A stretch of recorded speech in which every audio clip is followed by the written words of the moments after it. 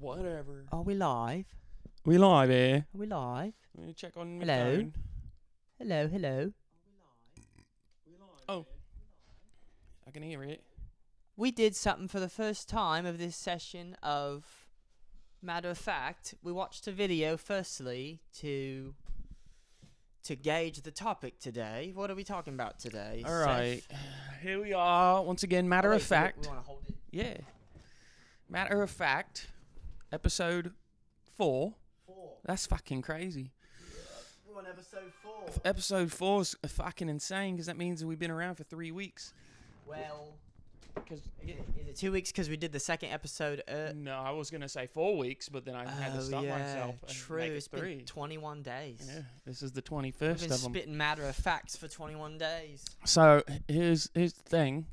We're going to talk about ego. Question 1, what is ego? I'm going to get out of this British accent here. What? Second question. It was...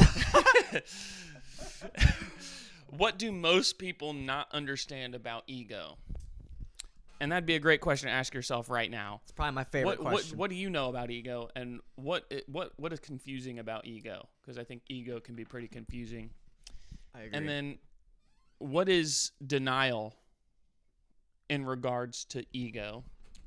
What is denial in regards to Egypt? But yeah, so Denial. how does the ego feed into certain psychological processes that may be self-destructive or not, maybe helpful, maybe helps you survive?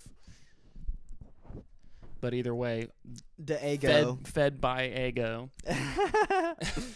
So, did you want to, what is it, preface? Preface is a great word with what I mean, right? Yeah. Do you want to preface, or do you want to go right into the first question? Do you want to take the reins on this one? We were just talking about Dr. Dave. No! That's not it! He doesn't deserve his actual name. PhD Dave. PhD. PFD. Wait. Professor Dave explains. PDE is and, what it would be. and that he was giving us a great example of ego. But yeah, so ego helps your conscious mind and your unconscious mind communicate. Mm-hmm. It's an archetype, according to Carl Jung. Mm-hmm. According to Sigmund Freud, there's almost 2 different versions. There's the ego, and then there's the super ego. What's the third one? Is there a third? I'll give you a hint. It represents the shadow. Do you remember what the super ego is? Well, I'm sure you're gonna remind me, but So here's the stick, man. Is it the egg? No, it's 2 letters. Oh, the id. The id, yes. I was gonna say the egg because you always mentioned cracking the eggshell. Oh, yes. Ego, super ego, and the id. So the id is the animal. The id is the base impulse. Like when you smell food, you will go running after it. When a cat hears the can opener and the cat runs to the kitchen, it's the id talking. And honestly, cats are mostly id. So imagine the part of your brain that acts like a cat and just does what's the most. You buy the Reese's at the checkout lane. You get sleepy, you go to bed. You get hungry, you eat. You got to go to the bathroom, you go to the bathroom. If you had no conscious ability to discern your decisions, it's just the decisions you would follow naturally as an animal. And then there's your ego. And the separation between ego and superego is mostly espoused by it's your behavior, yeah, your decision, because it's these two are competing for this to make the decision to cater to them. So your superego is the thing your in persona. You. Pretty much, yeah. Your superego is the thing in you that's gauging if you think you're acting righteously or not. And this is in Freudian. Yeah, this is Freudian psychology. If we fast forward to Carl Jung, for example, he's calling it a little bit different stuff. He would be calling the id the shadow. Yep. He'd be calling the super ego the ego. Dude, we should have an episode that's literally archetypes. Fair. I would love that. But yeah, he would be calling the ego, in this case, he'd be calling it the persona. Yeah, the persona makes sense because it's like, what would a superego be if there was no other people? Right. Yeah, it's like, why would you even care about acting Yeah, you'd rightly? just be the id. Yeah.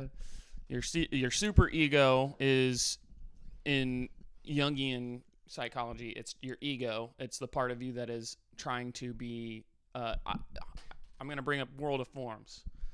If there's a form in our mind of the perfect human being, it's probably godlike. It's what we imagine God to be.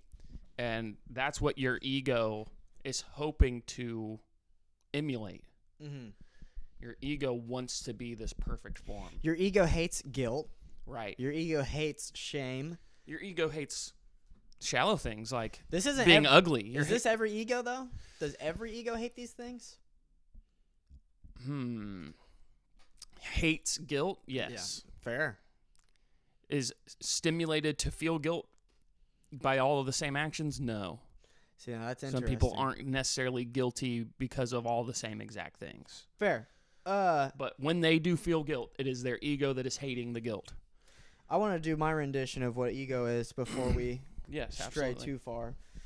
Ego is not only it's interesting because it's double, it's layered. It's not only what you want to be, but a lot of the time your ego is already saying what you already are. So what that means is if you see yourself as a smart person, especially if you stubbornly believe that you're a smart person and that you can do no wrong, which is something that your ego will do. It's a mentality. It's difficult for you to see yourself as being stupid, and if you do see yourself as being stupid and you admit it, it causes pain. It causes because it's almost like you're not hitting a standard in yourself. An ego is almost like a standard that you set on yourself, and you're telling yourself that's what you are. So let's say you think you're captain of the ship. Let's say you're not captain of the ship. Let's say you're sharing it 50-50 with another guy. That might hurt your ego if you are viewing yourself as captain of the ship. If he gets to choose something over you in a specific example, that would cause pain, inflict pain to your ego. Like the term, he has a big ego. What does that mean? Someone with a big ego, it's someone that has a strong sense of their ego and who is easily hurt. What do you mean? Their ego is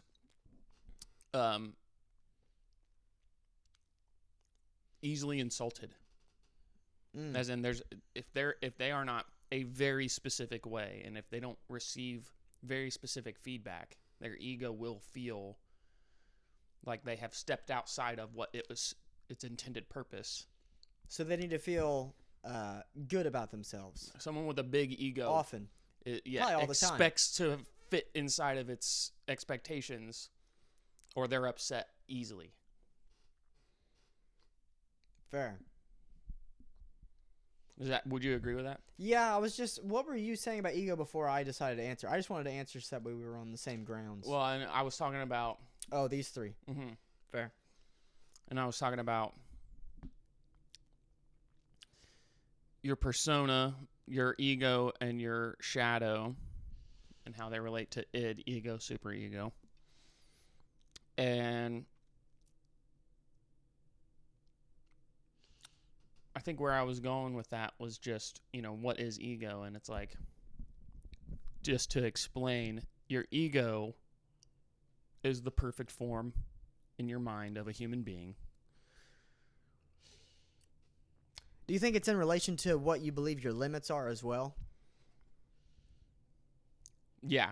Like a perfect human being in your mind might be 200 pounds built, but then you're only 140. Right. If you believe it's possible for a human to be a 200-pound built tank, then and your ego expects you to be the perfect form of a human being, then you might believe that you should at least be able to achieve a 200-pound bulky built guy. Do you think ego can help fuel healthy progress? Yes. Now, how hard is it to not slip into it being harmful to yourself? It's the difference in how you identify yourself. What you're relating yourself to? Your ego is so deeply ingrained into your identity that if along the way of your progress toward a certain thing, which is being fueled by your ego, like your ego believes you should achieve a thing, like being 200 pounds. Or being a millionaire. Or... Yeah, something. Like launching yourself to the moon, being the first person to walk on Mars. If you want to achieve a goal like that, it's fueled by your ego. Your ego wants you to be an achieving being, and it's a lot of times compared to other humans. It's like, oh, I saw all these other we know about all these other human beings who have done these amazing things, so I know I'm a human and I could do these amazing things. What would be some examples for you? Of humans, or of my own ego? People.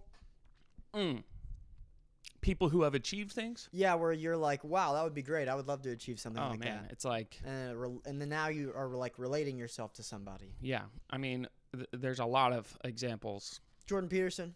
Well, yeah, there's people alive. There's people that are dead. I want to speak or I want to at least be influenced by how that man speaks. Fucking Nikola Tesla, bro. Like. Okay, so old school. Yeah, I mean, there's people, and then Socrates. Like. Right. There's people who have achieved incredible things in a realm of society that everything was against them. It's like, even if everything feels like it's against us, our ego can carry us through. I feel like Nikola Tesla had an ego. He had to have had an ego. Oh yes, bro. Why would he have aimed to achieve such high things if he didn't have an ego telling him he could and that he should? Right. And it's like it ups your confidence. It's like, I imagine Nikola Tesla was confident. How else could you shoot ideas at the wall and then also build the grounds to them? There has to be confidence. Yeah, there's the part of you that's like, what if I did this thing? And then there's the part of the, how do I do this thing? It's like, it's two different questions. And the only way that you can even be up to the task is to believe that you can or are capable of doing something. That's where I think even asking the question, how do I or how could I do this thing, is more confident than what if I did this thing. True. What if is asking about the properties of the world where you did this thing and what the world would be different if you did it, but it doesn't say I could do it. When you say how could I do this thing, it's saying I could do this thing. There are steps. How? Could I find the steps? Yeah, where are the steps? Let me find them. It's more confident, and that's way more what someone like Nikola Tesla was asking. Those are the questions he's asking himself. If I did this, this would happen. How do I do this? If I made electricity that could emit through airwaves, we could have instant transmission of electricity. So then he's asking, how do I do that? There was never a stop. He was like, okay, we could, if this happened, we could do this. So how? Oh, so he's like seeing a solution, and then, but yeah, he doesn't know the means to make the solution. So then, he's like, if electricity went through air, you know how many things would be solved? Right. And everybody's like, what the fuck are you talking about? He was talking about flying cars. Damn. Powered by electricity just in the air. Dude. It reminds me of Leonardo da Vinci. Yes. Leonardo da Vinci was a, what is it? A polymath. What does polymath mean? He was just a grandmaster expert of... What is it? Someone who could see into the future. What is that? I forget what the word is. A clairvoyant. Oh, is that what it is? We are going to... Vocab Lab. Clairvoyant. I know that word too. That's crazy. Or there was an album by the Screaming Trees named Clairvoyance. Clairvoyant. Having clairvoyance, able to see beyond the range of ordinary perception. Dude, if I could shoot for a goal, that would be one. Like, nah, that's like... Haven't I said that you can see the future? See, that's like ambitious, and that's ego. Yeah. It's like, to even have the bravery... It's like when I talk to you, because Seth has called me psychic in the past, which is a huge compliment to me, because... if there's anything else I'd like to be, it'd be psychic. Because clairvoyant and psychic are very similar, honestly. But I'm I really like looking at body language and behavior and being able to assess it and make educated guesses. Not so much conclusions. There definitely are things. I was coming up with a theory while I was in the shower the other day. I was thinking about a very ambitious, very meaning-driven person, right? That implies that there's a beam of light that they're looking at, right? They're pursuing something. Mm-hmm. The light at the end of the tunnel. Mm-hmm. The only thing that they're pursuing is light. At least imagining something that could be better. So they're climbing a mountain, essentially. And then I'm like, okay, the light at the end of the tunnel is only so piercing because of the surrounding darkness. So that means, to me, if I see someone striving to the top of the mountain, strutting, filled with vigor and meaning, something that I can deduce about this person is that they understand the opposite. They understand what low energy meaninglessness means. How else could the light be so bright if they haven't gone through the exact opposite to show it in contrast? So meaning has more meaning when compared against meaninglessness. Because there's no other way of seeing it. The only way that meaning can have meaning is if you know what the opposite of it means. Yeah. Is there a meaning? As redundant as that sounds. I'm sorry. Is there a word, a more concise word for the word meaningless? Nihilism. I would say nihilism is the best example. Well, also, I've been using the word vat to explain nihilism here recently. Let's look up vat. I think container, a large container. It says usually filled with liquid, but it doesn't have to be. A large vessel, such as a cistern, is that how you pronounce it? Mm-hmm. Tub or barrel, especially for holding liquids in an immature state or preparations for dyeing or tanning. I'm thinking more of an empty vat. I'm thinking of literally just a vessel with nothing in it. It's like the cup's half full, the cup's half empty thing. It's like, okay, what if there's nothing in the cup? No. What if substance. what if optimism and pessimism don't matter? What if the amount of liquid is irrelevant? There's no liquid. So human beings this whole time, they think they've been filling this vat with meaning, but really they're just scooping up air and dumping air into this vat. And they're happily chugging along, thank God. scooping emptiness. But the only reason they're happy is because they believe it's not emptiness. Right. They're seeing this magical substance that's not there. If they saw nothing in their hand objectively, all that giddiness would vanish. It's like, what have I been doing? Right. And then that's where it's like it's a paradox. At least for me, it made a lot of sense. It was through going into, not to stray too far from ego, but this is explaining our egos. The ego is what's seeing meaning. Right. And convincing itself that the meaning is actually there. It would be an affront to the ego to find out that quite literally Do you have a lighter? Everything is made of smoke and it's all smoke and mirrors. And there's just there we go. Actually nothing going on. This is okay, the lighter is probably not up here at all. Well, no, you lit it, bro. You literally lit it. I know we have the lighter. But this is a humongous part of my ego. Is it under you? Probably.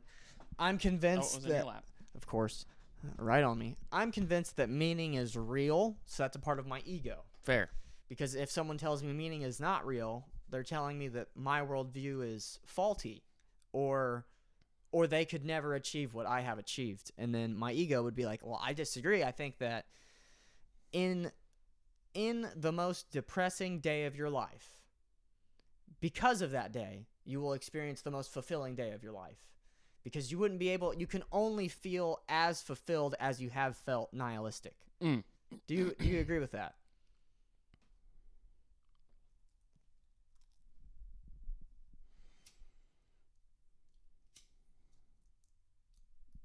You at least have to glimpse nihilism. You at least have to understand what the possibility could be. Because I think there's some people who never truly feel nihilistic, but they look at the other side of things where they feel all this meaning in their life and they can see other people or just the reality that, what would it be like if I didn't believe in God? Do you think this is where denial comes into play? I think denial definitely Not to go into that one yet.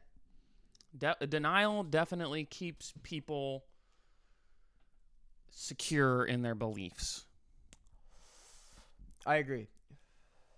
And it's almost like a mirror. If you try to break out of denial, you're just running into yourself. It's almost impossible. Denial is probably one of the biggest hurdles in humanity. I cannot think of a more... Is it useful? Denial? Mm-hmm. Denial can be very useful. Denial is almost the same as belief. Yeah, denial can be pivotal. I want to talk about denial later. I don't want to go too far. We're only on what is. Yes, and the reason that I was going into ego is because I'm trying to illustrate me and probably Seth's ego. Fair. I think me and Seth are both pretty convinced that meaning is not only possible, but essential to humanity, and nothing would get done without it. And if you live your life in a nihilistic state all the time, and you never attempt to break out of it, let's say you go for a decade from the age 20 to 30, because I'm not going to lie, when I was 20, I was going through one of the most depressive episodes of my life. But it was from that depressive episode that I made a change. Honestly, I'll just tell it right here. I got a hairpiece when I was 20. My ego was very hurt. When I would look in myself in the mirror, I saw something that I didn't want to see looking back. You didn't fit the perfect form. The thing that I wanted to be in my head, and it was like not fitting. It was not, the puzzle piece was not being made. So I got a hairpiece when I was 20. So I made it. Hit that so I can keep it going. Sorry, you're good. So I made a decision. It's like there's a lot of decisions that you can make right there. Some people can just say, "Oh fuck it, I'll shave my head," which is what most people do. I did not do that. What you cannot decide in that moment, and this is where the ego is just an objective factor of your mind. You cannot decide to fit your ego's predetermined mold. Yeah. All you can do is decide whether to accept it or deny it. Right, and I had to accept it. I had to accept, okay, I don't like my hair, so what am I going to do about this? And I said, well, I can come up with some money to buy fake hair, which, that's intimidating because that's a shot to your ego. But isn't that denying it? I mean, yes, in a way, but I had to... You did something to artificially alter your form so that it fit what your ego was expecting better. Yes, but think about this. The part of my ego that I had to also embrace was the one that drove for an hour and a half to shave just the top of my head, look at myself with just the side of my hair while the top was shaved off. They used a marker to indicate where the piece would fit. That's a lot of ego confrontation. Fair. You have to really, really look at the fact that you don't fit this mold. You feel like an alien. You're in this room where most people don't go. Only dudes in their 40s usually end up in this room, and I'm a 20. Or ladies. Some ladies are there, very, very rare. But some but girls, they can get male pattern. They've explained it to me. There was like this 11-year-old girl that had to get one. Yeah, so they were explaining it to me. But it's like cancer patients, and shit. Right? Yeah. And it's like usually people that got a terrible end of the stick, like cancer, or are just going through male pattern baldness later in their life, are ending up in these chairs. So I'm this 20-year-old kid walking past all these dudes in their 50s, 60s, and 70s, some in their 40s, but honestly older. So I feel pretty alienated from my peers.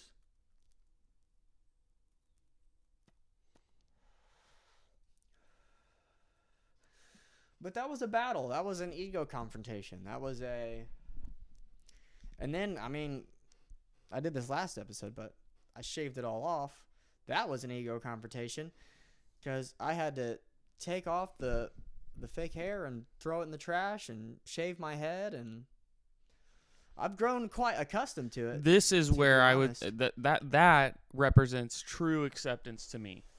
Right. Because what you can't choose is you cannot choose your ego's perfect form or its perception of perfect form.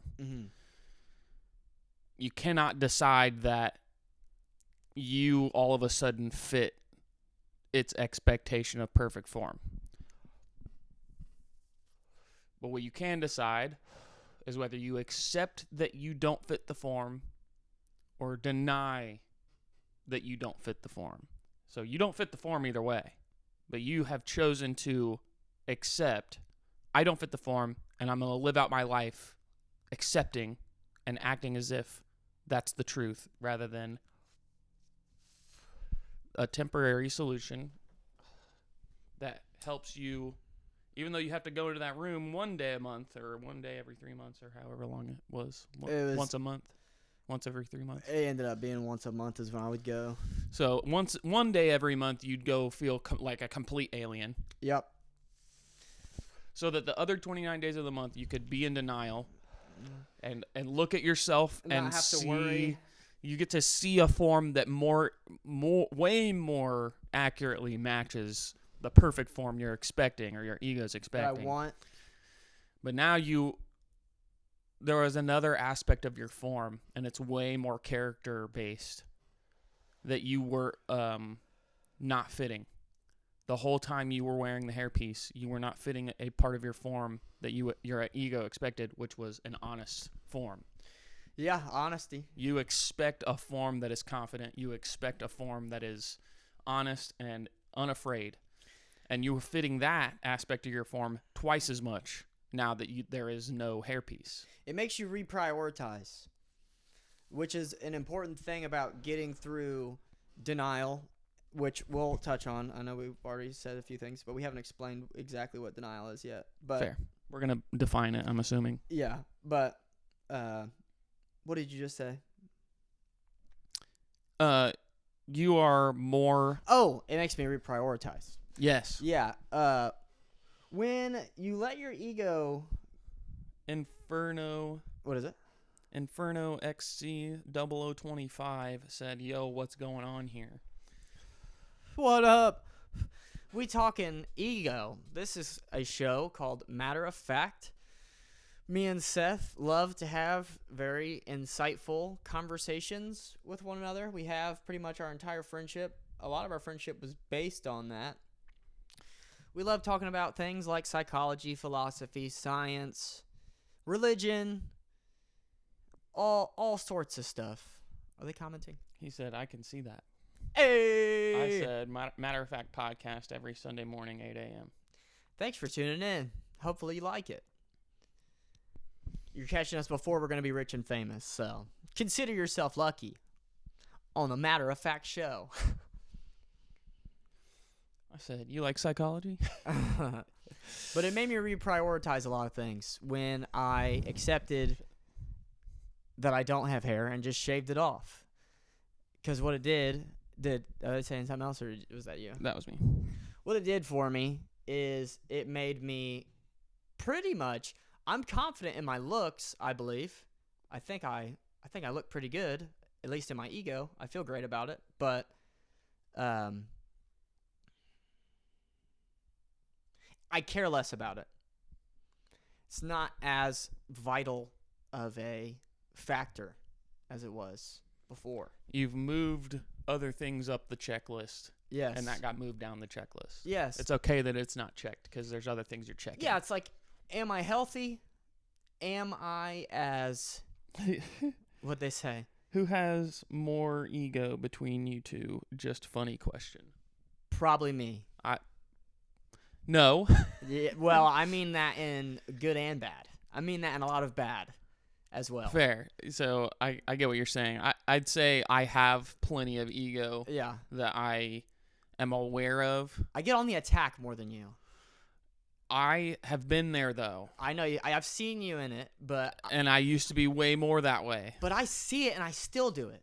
That's where it's like... I even went through that. Right, but I don't see that from you very much anymore. But I think I definitely reprioritized a lot of things. I will... The only reason I say me is because my ego is very interested in what it's against right now, and it is very willing, especially in the right context, to throw stones against the things that it is against. I think my ego is concerned a lot with appearing mature. Fair. Not very appearing defensive. Not appearing, yes. Very Jin from Samurai Champloo. That's an anime that we just recently watched. It's only 26 episodes. I would say they like the orange hoodie. Hey, it's red, but I appreciate you. It looks a little orange Maybe- compared to mine. So Maybe our mine's camera's not mine's that actually great. maroon. It's almost purple. Is but mine not red? No, yeah, that's what I'm saying. It's like the camera almost makes mine look more red than it is, and it makes yours look more orange. It's probably than it just my is. ego. I think it's red, so it's red. So. Do you consider the ego? This is another person, Maximus. Oh. Do you consider the ego to be the persona? No. In Jungian psychology, you said it was. No. Well, so in Jungian psychology, Carl Jung says that there's the ego, which would represent the superego, and then the persona is what Freud called the ego. The persona is created through the ego. So whatever your ego sees the perfect forms of the world, such as what is a perfect tree or what is a perfect human, and compares you, your actual self, to this perfect form, and it may not expect you to fully match up with the perfect form of a human being, but it wants you to get as close as you can. And in doing that, you form a persona that represents as closely as you possibly can the perfect form that you see in your mind. What was the question exactly? I want to answer as well. Do you consider the ego to be the persona? Like, are they equivalent? I don't think they're the exact same thing, because in your persona, you can do something that will cause you guilt, and your ego does not want that. Right. But at the same time, it's like your ego never wants that, but you can still always do it. You can kind of undermine your ego and act like it's not that. That's what we're going to get into denial, which is really important. It's almost an unrefutable aspect of ego. If you don't know what denial is, you don't know what ego is. They're almost the same thing. It's like, so like persona, putting it in the terms of Jungian psychology. I love persona. Persona Yes. is a great topic. Your persona is leveraged between your id or your shadow and your super and ego. your superego. So you're going to act in some ways that is revealing your shadow, and you're going to act in some ways that's revealing your ego. Yeah.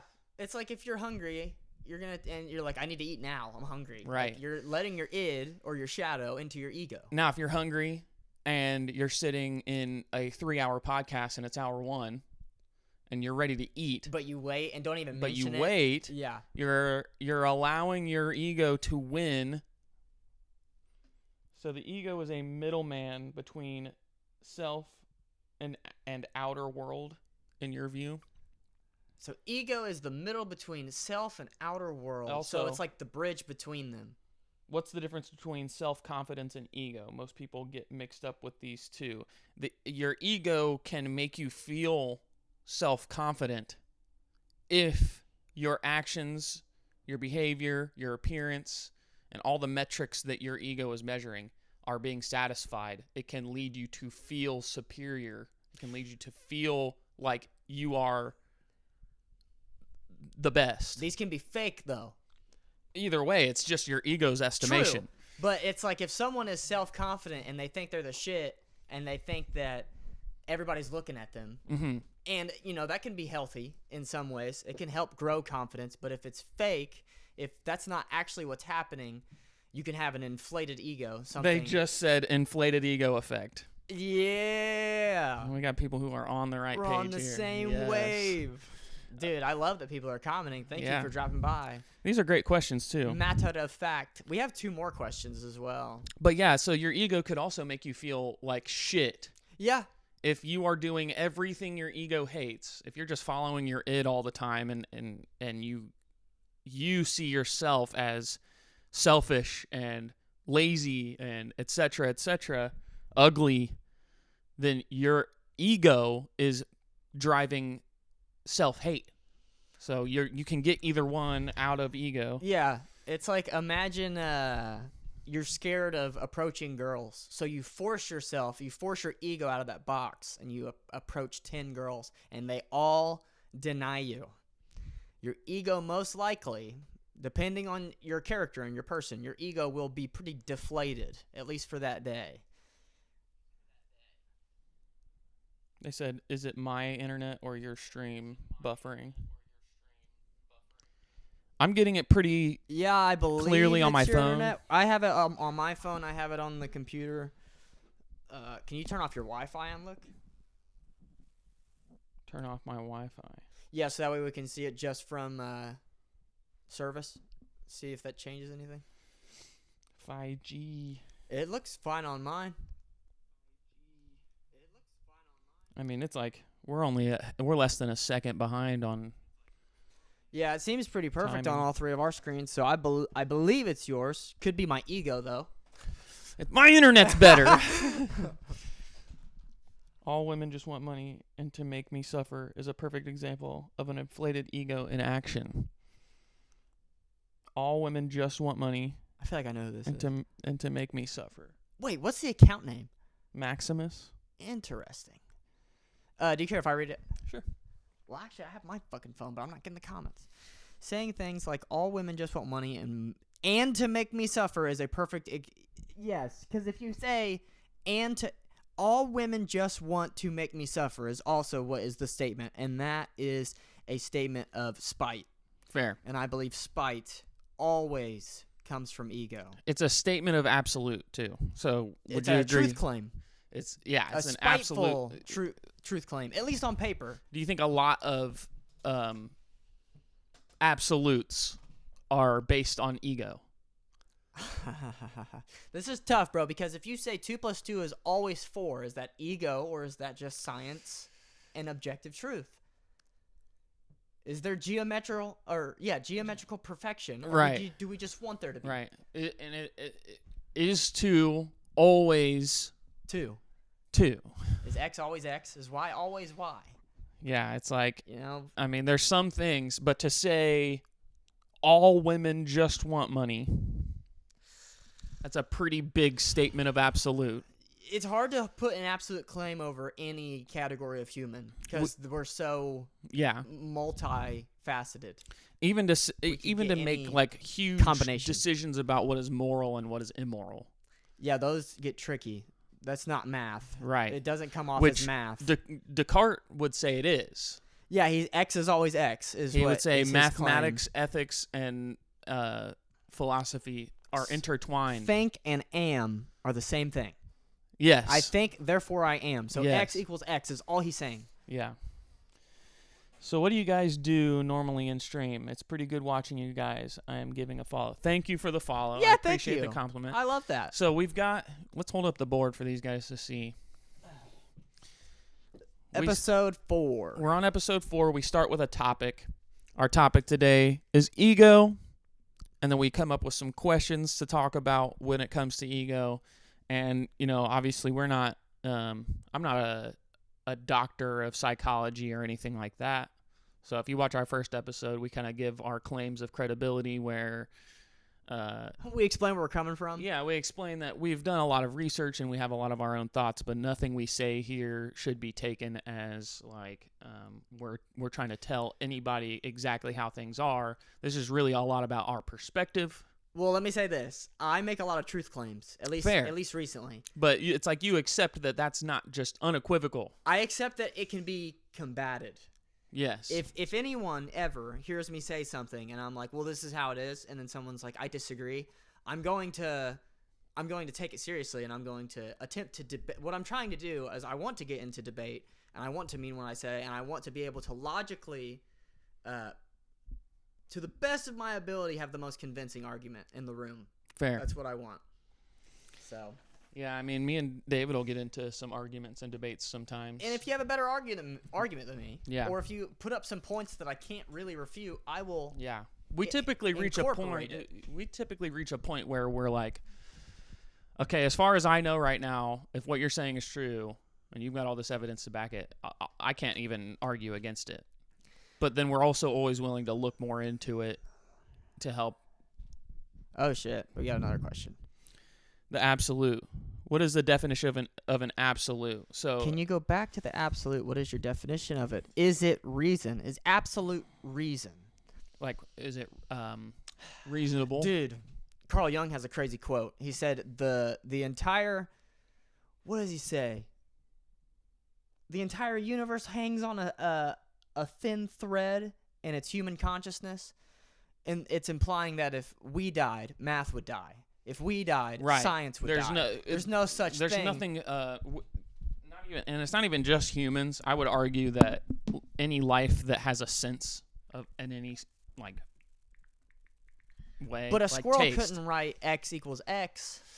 But it can taste food. And the food always tastes the same. And the food, it's like the food, me plus the food equals living longer. It's like there's a divine math to existence that even a squirrel could to some degree perceive. But if there was nothing alive that could sense the world around us, there'd be no measuring. I have a quote. There'd be no observation. There'd be no declaration of absolute. There's Does nothing that mean the absolute goes away, though? Well, if we're not here to experience it, is the universe even here? Right, and that's like the argument of if a tree makes a sound in the woods and no one's around to hear it, did it make a sound? Right. And that's like, sure, the frequencies might have shot. You can say that, but can you prove it? Right. No one was there. Right. The world hangs on a thin thread, and that is the psyche of man, and that is Carl Jung. Fair. Who Anyway, so is combative. to define an absolute, Do you want me to look it up and define it? I'm going to give my loose definition, but you can define it after that. No, I'll write it An down. absolute is a truth that is always true. And what I mean by that is that outside of our perception and all the ways we can measure truth, there are truths about the universe that maybe we can't even prove. For years, the statement that the earth was flat was considered an absolute truth. Right. Yes. Right. They saw it as unequivocal. There's no comparing it to anything. It is just the truth, and there was no questioning it. Fucking messages, bro. This shit's stupid. Like, for example, there was a recent episode that David is making the claim, and he's following this in his life day to day, that health of the human body And mind. and mind, As close as and you can maybe get not to even it. just human, but just for life, that overall health is an absolute truth, as in it is always good to improve your health. And that's a hard statement for me to combat, but it is a statement of absolute. But it also, I see it as coming from a little bit from ego, because then you get to satisfy this absolute truth with your behaviors, and you get to decide that you fit into an absolute truth if you are healthy.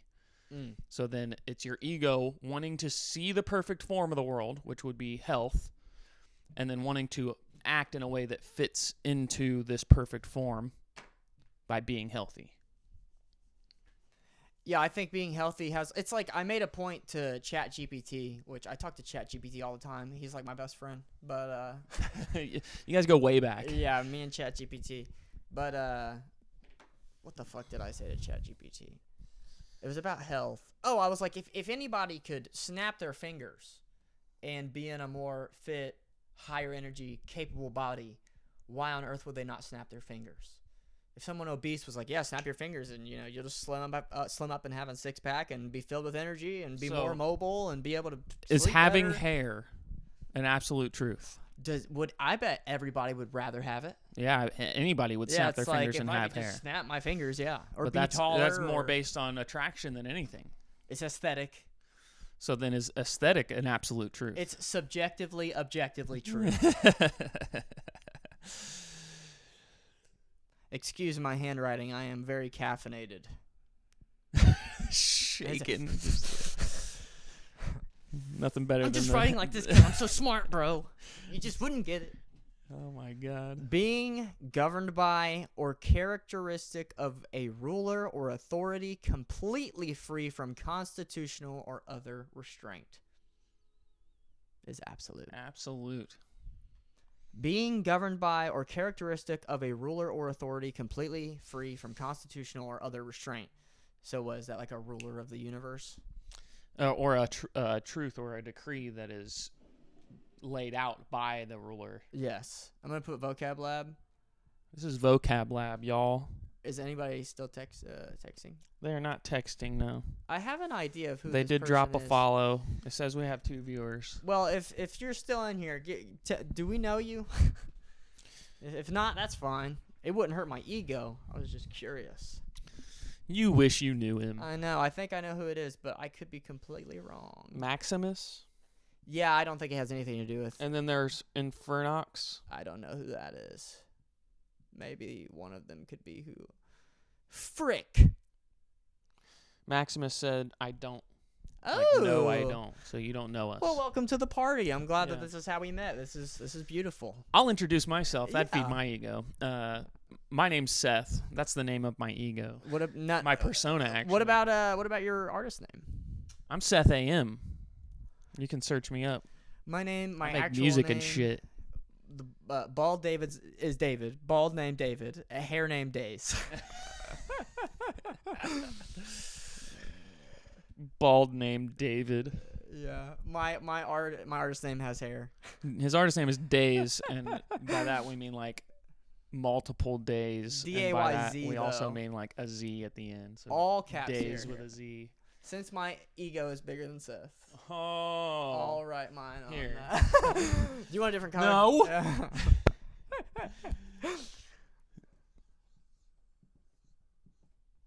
My ego and my handwriting are better than David's. I've written a lot. I write a lot. I'm a writer. I want to be an author one day. I'm better than Seth. Seth A.M. Like Seth in the morning. You know what I'm saying? Do you believe...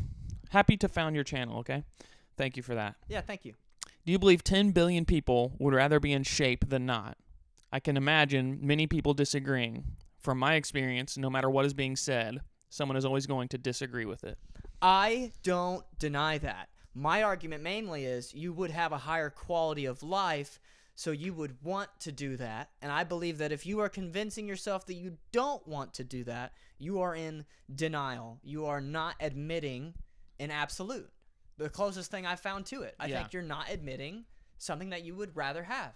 I think if everyone was genuinely presented with the reality of both circumstances, for example, if they spent one day or maybe 1 week as a 200-pound overweight individual eating whatever they want, Hedonism to the max. yeah, they could jerk off as much as they want. There's no expectation of them to behave a certain way, and they got to be to exist inside their id as much as they like. And then they got to spend an equivalent amount of time, a day or a week, living as a fully in shape individual whose body is strong and energetic. They've already unlocked all of the health benefits of being in shape. If they got to experience both lifestyles, and they got to experience the limitations of not being able to eat what they want and having to go to the gym and all this stuff, but they already had the energy that comes with it and the motivation. Bro. If they got to live their life as a healthy person and then also live their life as an extremely unhealthy person, and then they got to just pick one, they just snap their fingers and pick one, I genuinely agree. I think they would pick Let me also say this. being in shape. If science could somehow make all your favorite junk food the healthiest thing on the planet, you would choose that. If you could have a double bacon greasy cheeseburger be all the macros that you need to be a fit body, but it tastes the same, it fills you up the same, it's exactly, you can go into your hedonism, you can exercise your pleasure and eat whatever you want, but you just have a six-pack and you're fit and you're strong and like it doesn't alter you. If science gets to that point, people are going to take, if it's, you take a pill, maybe not pill. I could see people being disagreeable with a pill. Maybe you're born that way. Maybe humans evolve to a point where they're born in a way where they can be as pleasuristic as they want, but they're able to be filled with vigor and health and strength, strong as an ox, as people say. Yeah. It's like if they could have that, but also act out any way that they want, I imagine 99% across the board, as close to 100% as I can get, they would all choose that. Fair. They said that would be good. It sounds like it would be unequivocally good. I mean, it sounds like a benefit to... Yeah. We could get more done. We'd be healthier. I believe we'd be... Now, this is where it gets tough, because a lot of the meaning that I contrive from fitness is the expending. It's the fact that you have to do the consistent discipline. It's the fact that you show up and pick up heavy things and it sucks. or at least in some days it sucks. It always hurts regardless. Yeah. But the hurt is where I get a lot of the meaning. So if science got to a point where they could just look like that, but they don't have to do anything. So if the id and the superego, or if the shadow and the ego got to hold hands, if everything the id wanted could be achieved in a way that satisfied the ego. That seems very meaningless. Does it? If I was just fit already and I didn't have to earn it, if everybody was just fit and they didn't have to earn, if we were just all fed and you just and we ate didn't have exactly to, what you want. if you could just sit in a chair and feel exercised at all times and always be able to eat and whatever you want and still be like, it's like, would you even be able to value that health? What is there to even strive for? Yeah, you wouldn't even know what the opposite is. Yeah. So maybe science doing it isn't my argument. Maybe my argument is that you have to go through the hardships to even find any sort of fulfillment in it. I wonder, because that's a question we can't even answer. Unless you make a fucking meaning ray gun. You're asking if it would feel meaningless, and that's a question we can't answer. Because we've never been able to do that. And so maybe if science fixed it, it would just get all of the actually meaningless stuff out of the way, and we could spend more of our time. If I didn't have to work out and I could still feel all the way motivated and all the way energetic, I could spend all my time doing things that are meaningful. Not to say that going to the gym isn't meaningful. It's to say that the only reason the gym is meaningful is because of what it achieves. But if I didn't have to go to the gym to achieve it and I just was born with it, I could do other, maybe even more meaningful things. True. I agree. Hold on. I'm going to read what they just said. You have to endure the suffering to enjoy the rewards of going to the gym. But for most of us, it's that suffering that makes the reward taste even sweeter. Fair. This is the thing. It's like, this is where some bias is going to come out of me. But I believe if you keep doing it, everyone eventually, it makes the reward taste even sweeter. I think eventually that will always happen. I think it will. I think the fact that they're enduring something, adversity, gives them, this is very biased because this caters directly to how I live my life, but it makes them feel more capable. It makes them feel more powerful. It makes them feel, it convinces themselves that they can do more than they thought they could. And that to me opens up a world of doors, because what it says is, oh, if I can do one thing I thought that I could never do, where does that end? How many times can I do that? Right. Get somewhere I never thought I could be. Do I think I'm at the top of the mountain, but really there's a higher point and I can make it? Is the real, the absolute truth here being the yin and the yang of things, and the beauty and terror that exists in everything? And it's like the beauty of a extremely fit individual is in some way related to the terror of their struggle. Yes, I think the question comes down to, what do you do consistently? And what do you do based on the results that you've gotten thus far? Because when I was 19, I didn't really know that much about the miseries of not working out. I had never worked out up to that point, so that's not completely true. But I didn't know what going into half my adulthood without exercising would mean. I didn't experience that. Having a sense of drive is vital for fulfillment and to avoid falling into depression. We were talking about that yesterday with Billy. Yeah. Having something to look forward to, having something to hope for and to achieve, aspire towards, is a drive, and it helps you. You can have all the money in the world. You can have access to all the pleasures of the world and have nothing driving you, and you're going to feel depressed. So yes, is an in-shape body, is a body carved from struggle and from suffering, beautiful? Yes. Now, genetics can just give you this. This is very rare. I don't know all the science behind that, so I'm not going to go into it. But it expresses virtue. Fair. It expresses... That's what I was going to ask. So, patience. And that's I'm also not even asking. I'm stating that this is my perception of things. I think it's part of our biology. The this need. So yeah. do you mean that more as in a scientific approach where it's evolution? It's not an objectively true thing that health is preferred. It's just that humans like it more. They like the idea of health more. Evolution. But yeah, I guess it wouldn't just be humans. It'd be the healthiest, humans like it because our biology necessitated it. The survival of the fittest. Right. The survival of the healthiest. So again, that's what I was about to get into is when you look at an in-shape human being, you see the perfect form of a human being, and that's because evolution dictates perfect form. The perfect form of anything is the most fit. The thing that continues? Yes. So it's the thing that will most likely succeed. And when we see someone with a six-pack abs, jacked arms, big shoulders, what we see is the most fit for survival. And so we don't even, it's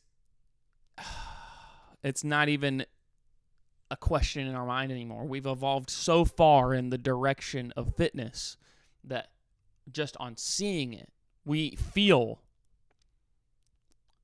meaning. We feel the virtue. Mm-hmm. We see it and we're like, man, that looks good. I'd want to look like that, or I want my partner to look like that, because that is so hinged on survival. It's a given to the point where it is me picking a partner that looks like that, or me emulating my body to look like that, is so important for our survival that my instincts choose it. I don't even get to choose it. My instincts choose this healthy form to make a child with, because I know that my child will be the best if, and by the best, I mean most competitive? Most matching the perfect form, and the perfect form being the most likely thing to help bring about survival. And then that's what's driving our evolution. It's the person that fits what the environment has dictated the best. The environment dictates gravity. Oh, yes. So we need to be able to climb. Climbing is hard. Why? Gravity. Mm-hmm. So what is the best kind of body? The kind that can climb. So would you say evolution is choosing the most capable, mm-hmm. the most consistent, mm-hmm. most energetic, most that can keep up, most that can the fastest, the most focused, the most disagreeable, the most great. Competitive, very competitive, and the thing that will get the food. But if I can climb better, I'll climb the tree better, and I'll get the apple. True, but then we also made societies, and we put a lot of that impulse aside for higher quality offspring. Right. We can teach them when they are born, mm-hmm. so that way they can be as good as we are now when they're our age. Right. And it's like the Pythagorean theorem. Mm-hmm. What grade do you learn that in now? Honestly, I think I learned that in 7th grade. I don't know what we learn it in now because I'm kind of old. Well, the Pythagorean theorem, I believe, was founded by a man that was later in his life, and he was seen as a divine being. And he is not the first person to have understood the concept. He was the first one to elaborate. To teach it to people. Right. And then he was seen as a divine figure by a lot of communities. Yes. Because of that. Pythagoras. And now, 13-year-olds are learning it every day? Right. It's a basic part of our understanding of the world.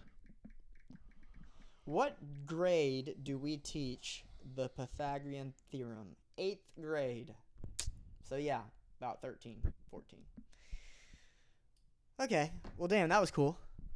Yeah. Yeah, I appreciate you. That was dope. Literally everything that we just talked about, we've talked about a fuck ton in the past 3 episodes. Seems right up your inquiry. Would you want to do the second question, or did you have more? Question number 2. This is probably my favorite question of the day. What do most people not understand about ego? That's a hard question because I'm not other people. I'm not most people. we built different. I don't really know any absolutes about what people do or don't understand about ego.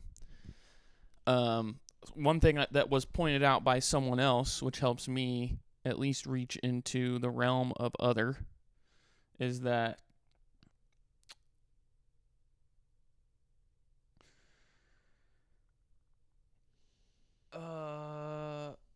where is it? What are you looking for? What's the difference between self-confidence and ego? ...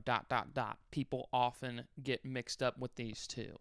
Oh, okay, yeah. People mix ego with self-confidence, and I agree. That self-confidence and ego are not the same thing. One is almost a symptom of ego. It's one way that we can tell ego even exists. So the ego is quite an ethereal concept.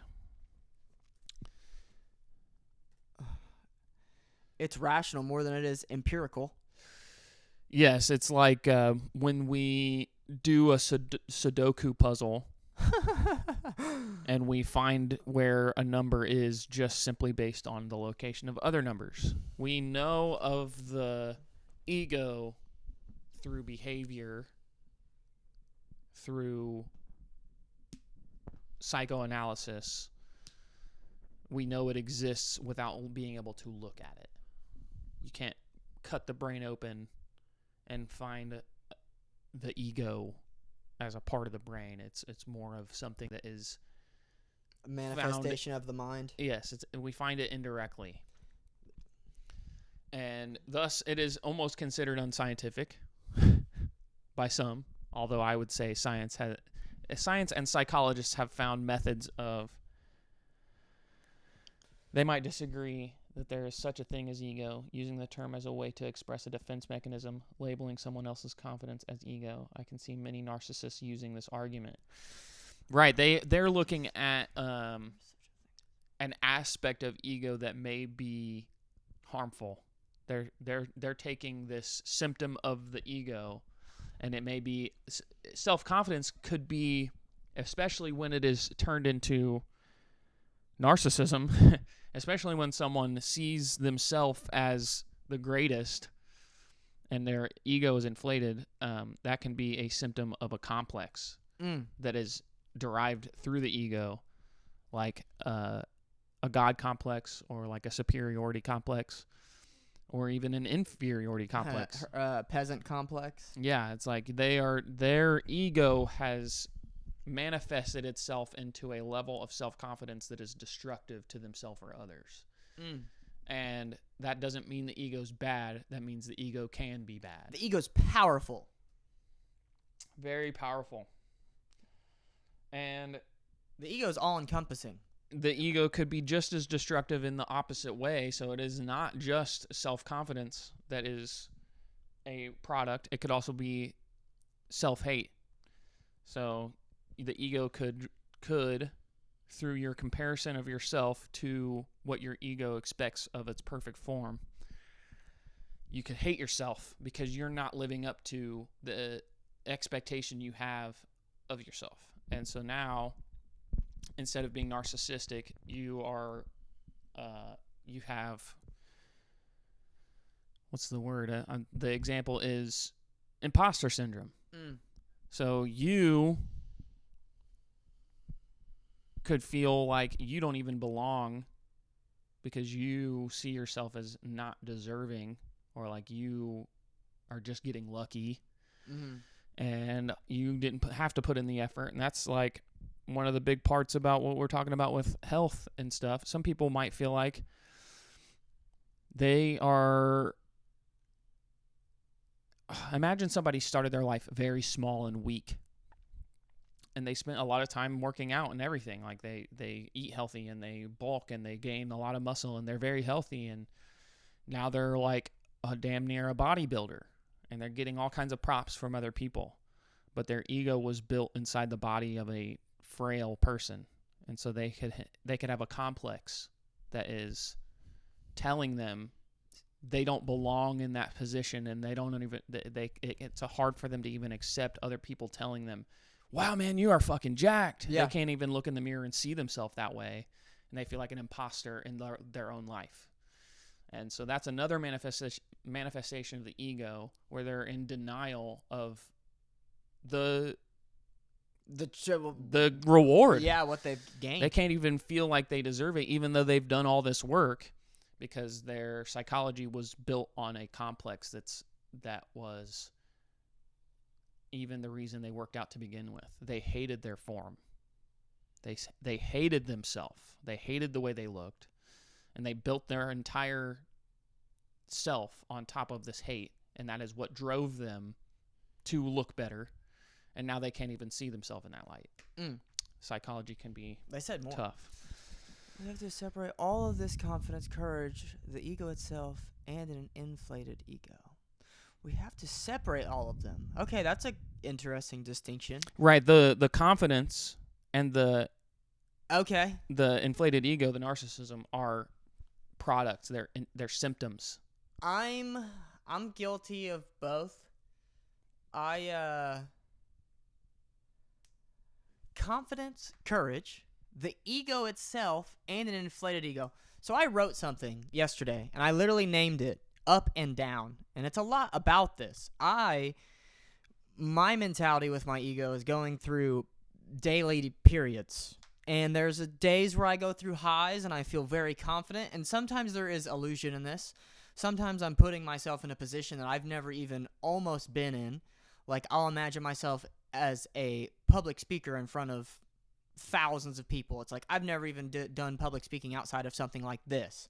Like, I got in front of a class of 20-something people. So there's a lot of illusion in that, but there's also a lot of confidence in it. And it does get fairly blurry. It's kind of hard to detect when it seeps into the other one.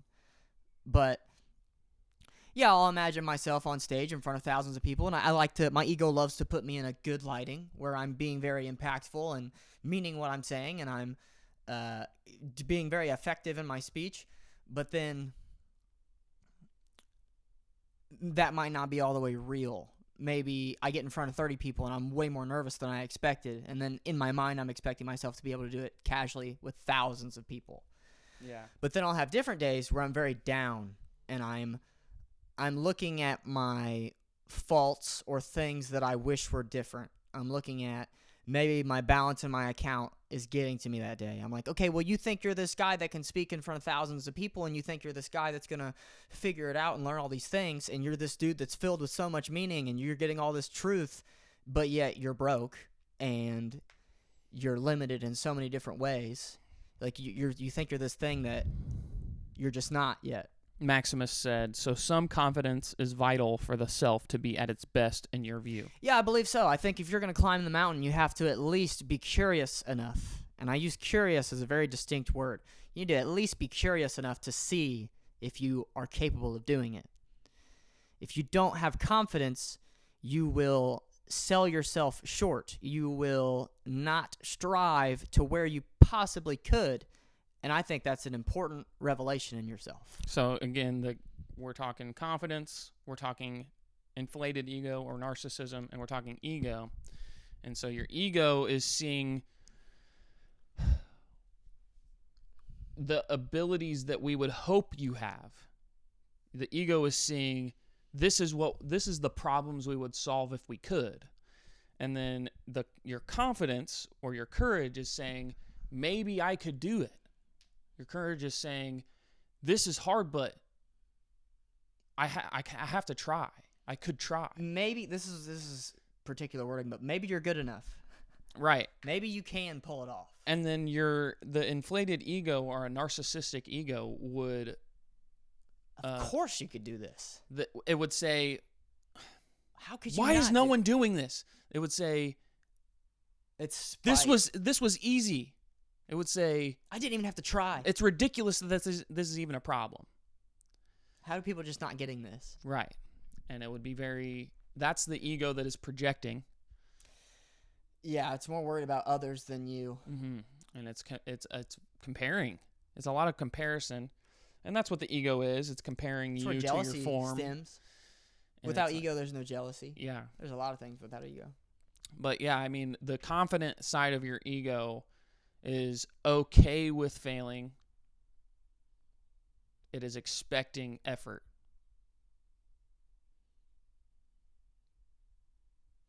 Does that make sense? Yes. Would you agree? I would say. Restate it. The confident side of your ego sees you as capable. Yeah. It can also be illusory. Would you agree? What, confidence? Yeah, just that side of your mind that you're getting confidence. There's also Delusion? there's a lot of illusion that you're working with as well. Fair. Which can be healthy. I'm not gonna lie. There's a lot of things I've convinced myself of that I didn't necessarily think was. It's tough.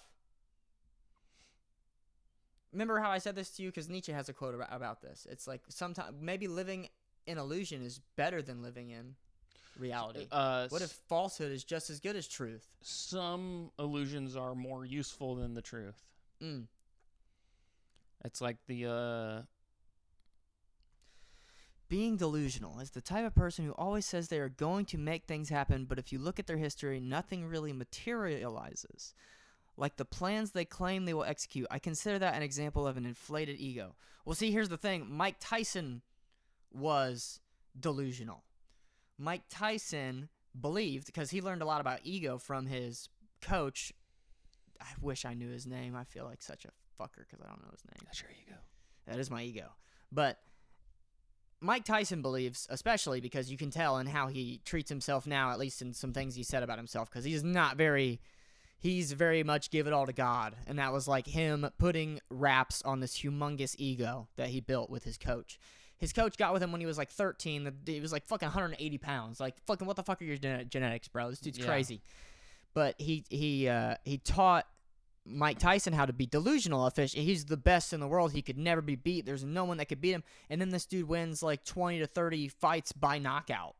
Just doesn't lose. They start calling him Iron Mike. This dude built a reputation for himself that will never vanish. At least not for a long, long, long time. He will be put up there as one of the greats for a long time. Unless he fucks up. But even then, you can't take away his feats. It's like Mike Tyson has to ground himself in his ego and do the opposite. He like almost talks down to himself now because he's like scared of that side of his mind that is filled with delusion. But that same side of his mind that was filled with delusion, he believes, and his coach believed, was fueling those fights that he would just get knockouts back to back to back. That's not to say that he wasn't a genetic freak, because he was. He was very gifted, but it was the mentality that kept him going. It's like a very, very modest individual could, while it is virtuous to be modest in some degrees, a person with a very modest mind might put up walls that aren't real, that stand in their way of achieving certain things. A modest Mike Tyson would maybe not have won because he may not have had as he much thought about confidence. He may not have had as much confidence going into the fight, and he may have not pushed as hard because his delusions may not have been driving him as hard. Right, and it's like if you're less delusional, or he could have let more thoughts come in that are like, how would I have felt if I lost? What would happen if I? And then you start playing around with what would happen if you lost, which is in a way realistic because you could lose any time and any punch could hit you. Mm-hmm. So now you're manifesting. It's like in your mind saying, "There's no way I could lose," is narcissistic as fuck. Very. And yet, it could be what wins you most fights. Yeah, what if you say that and then you win 28 fights in a row without losing? And then what if you lose a fight? Yeah. And then what if you ignore that and forget about it? What if your ego literally puts it in a box somewhere away from reality? Right. And then you win 30 more fights because you keep telling yourself, I could never lose, even though you lost. You could tell. I mean, that's like, how many fights in a row? Who is it just recently that they lost? Oh, Sean O'Malley. Sean O'Malley Sugar just Sean. lost a fight. It's so funny that we're so intellectually driven, yet we're talking about like what a lot of people consider like meat-headed behaviors. I love it because it makes it digestible as fuck. It's like it's Gen Z. We're like putting a Gen Z. If we're wanting to talk about ego right now in psychology. Yeah, I'm trying to give them clear-cut examples. Fighters are perfect. Fighters are totally a agree of information on ego. So anyway, Mike Tyson won 37 consecutive victories. That is fucking Sean nuts. O'Malley right now is telling himself and telling everyone around him and putting it into his mind that he did not lose. And while it may be a lie, the act of convincing himself could drive him to keep winning because he still believes he could never lose because he believes he didn't lose even though they said he did. Okay, now I'm willing to admit right now, before you read that, because I want to just say this before I read it. I'm going to read your comment, but give me a sec. I want to at least say this. Being in delusion like that is a high-risk, high-reward landscape to operate in. Fair. I'm not going to say it always is going to work out. I'm not going to say everybody's Mike Tyson. That's not at all what I'm saying. But I am not going to say that delusion is always – I didn't agree with your full statement. There's a lot about what you said I agreed with. The difference between someone who just talks and someone who isn't delusional but has courage is the one who only talks like to dream without giving much value to their own words. In contrast, the person we can view as courageous is the one who says they will pay on Sunday. If they don't have the money, they might even claim they will rob a bank to fulfill that promise. That's crazy you say that because that's literally what Billy said yesterday. That's literally what he said. Mike Tyson in his position had to believe he could win, but he also had to work hard to be in the best physical and mental shape for the fight. Now here's my point. It was the delusion that fueled and helped and inspired. It was almost a muse for him. He had to believe he could win to drive himself to work as hard as he did. He wouldn't have worked as hard as he did if he wasn't in a realm of illusion. It was 25,000 sit-ups a day. It was a different spectrum. It was a realm that most people would draw. They'd be like, why would you go that far? There's no point. It's not going to help you. It's too much. David and I have watched probably 30 fights in person. Fair. You're probably right. We've been to probably 5 events. Yeah. And watched a dozen people fight at each event. No, we've been to 3 with Keaton because we've been to more than 3. Well, Noah's only walked him out 3 times, and there's never been a time that I've seen him fight where he wasn't walked out.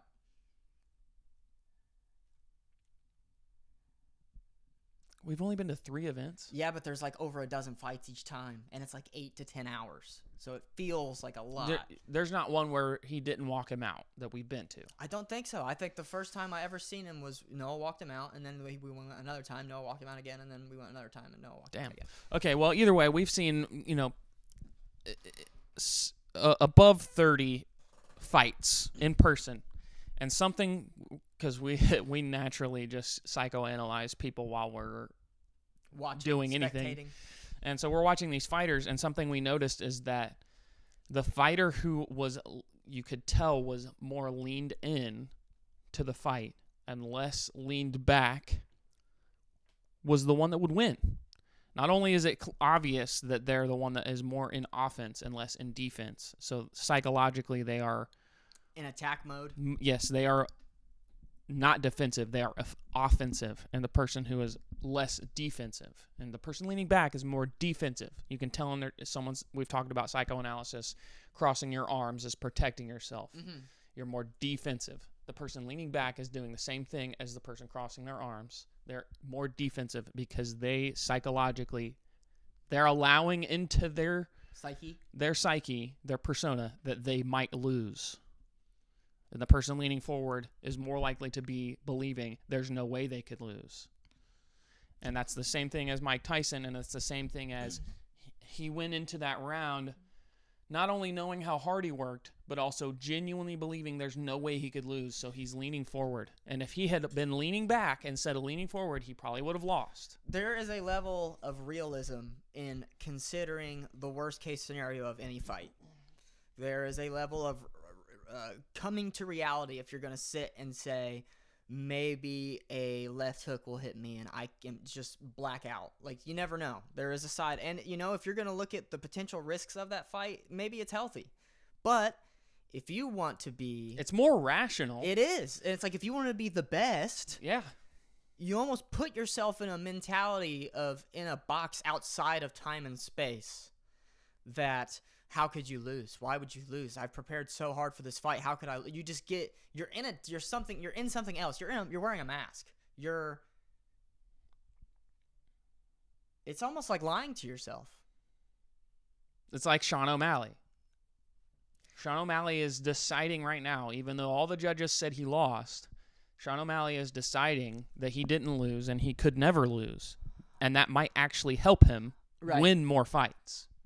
It's almost imperative that he continues in this delusional self-belief, even though it's delusional, even though he lost. He did not follow through on what he said. It can lose him a lot of props. He said, I could never lose. He's saying, I didn't lose, but he lost. Yeah. He's not standing on truth. He's standing on utility. Right, and it's hard for me to... It's a tough subject. They just commented. I heard that taller fighters tend to lean back more to create distance and to take advantage of their reach, while those with shorter reach would want to get closer to their opponent. I don't know much about fighting, but I believe that is an aspect. I agree. Yeah, you're probably right. But I will say, at some point, I've seen that. They will lean in for the punch. Right, and mainly the fights that we're talking about, the guys were like the same. Same height, same weight, same they build. had the same things working against them. Yeah.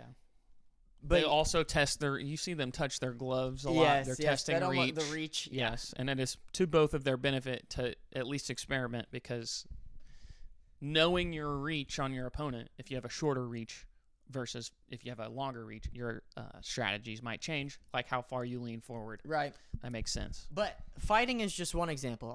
I can express how I practice delusion. I've practiced delusion with the gym.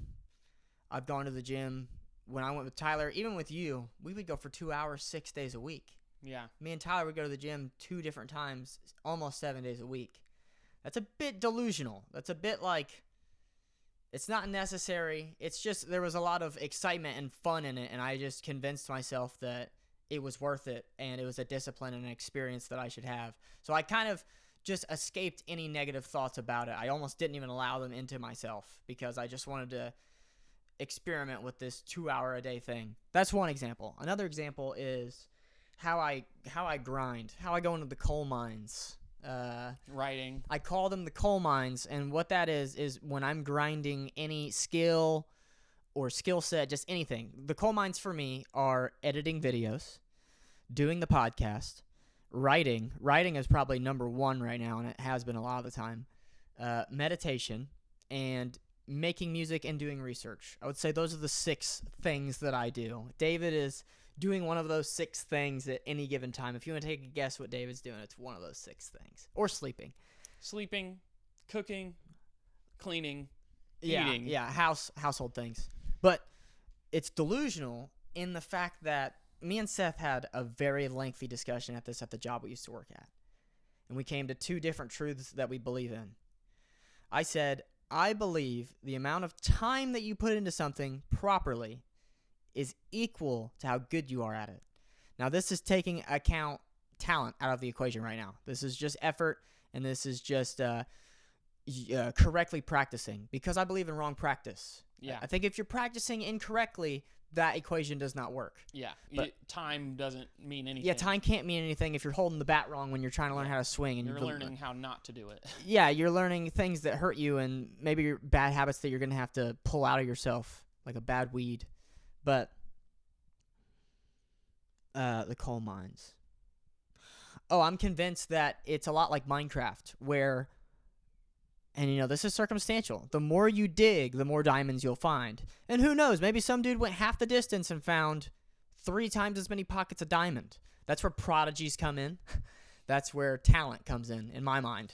But would it not also be to say that if somebody is born with more capability or just more room on the stat bar, that if they went half the distance as someone else but made it further, spent half the time but made it further distance, that they if they spent just as much time, they would reach quite a bit further. Right, and I agree with that as well. And that's where it's like, the more I mine, the more diamonds and gold I'll find. I believe in that. Mm-hmm. I believe as long as I am writing daily, or at least almost daily, which I have been doing for a very long time, meditating daily, it's like the man, no matter how slow of progress he makes, does not quit. It's a Confucius quote. I forget. Is how it goes. really delusional if you can achieve that last rep when you say to yourself 3 more, but saying 100 more when you can barely do 2 is delusional?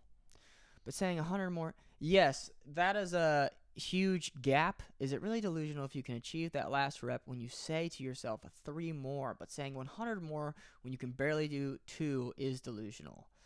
Yes, those are different levels of delusion. I would agree that there can be extreme levels of delusion that are ridiculous, but my only point to the first statement is it really delusional if you can achieve the last rep when you say to yourself 3 more? The thing about delusion that makes it beneficial to me is the person that the only reason they are even able to say 3 more is because they had to convince themselves to a degree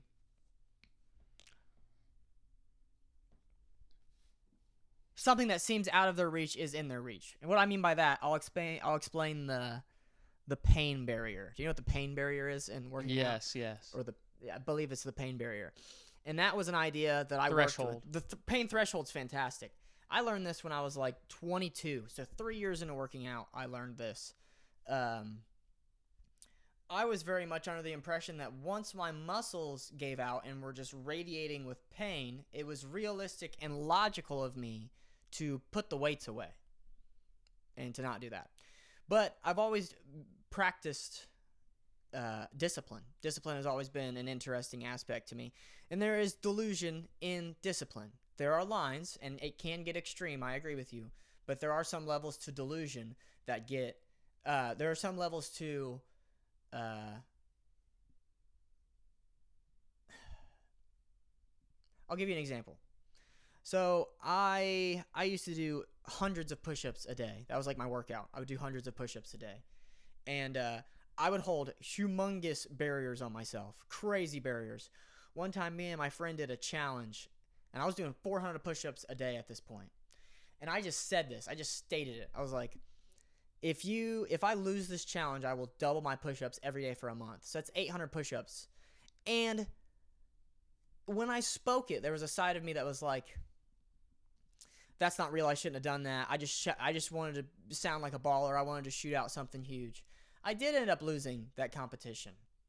And I did end up doing 800 push-ups every day for a month.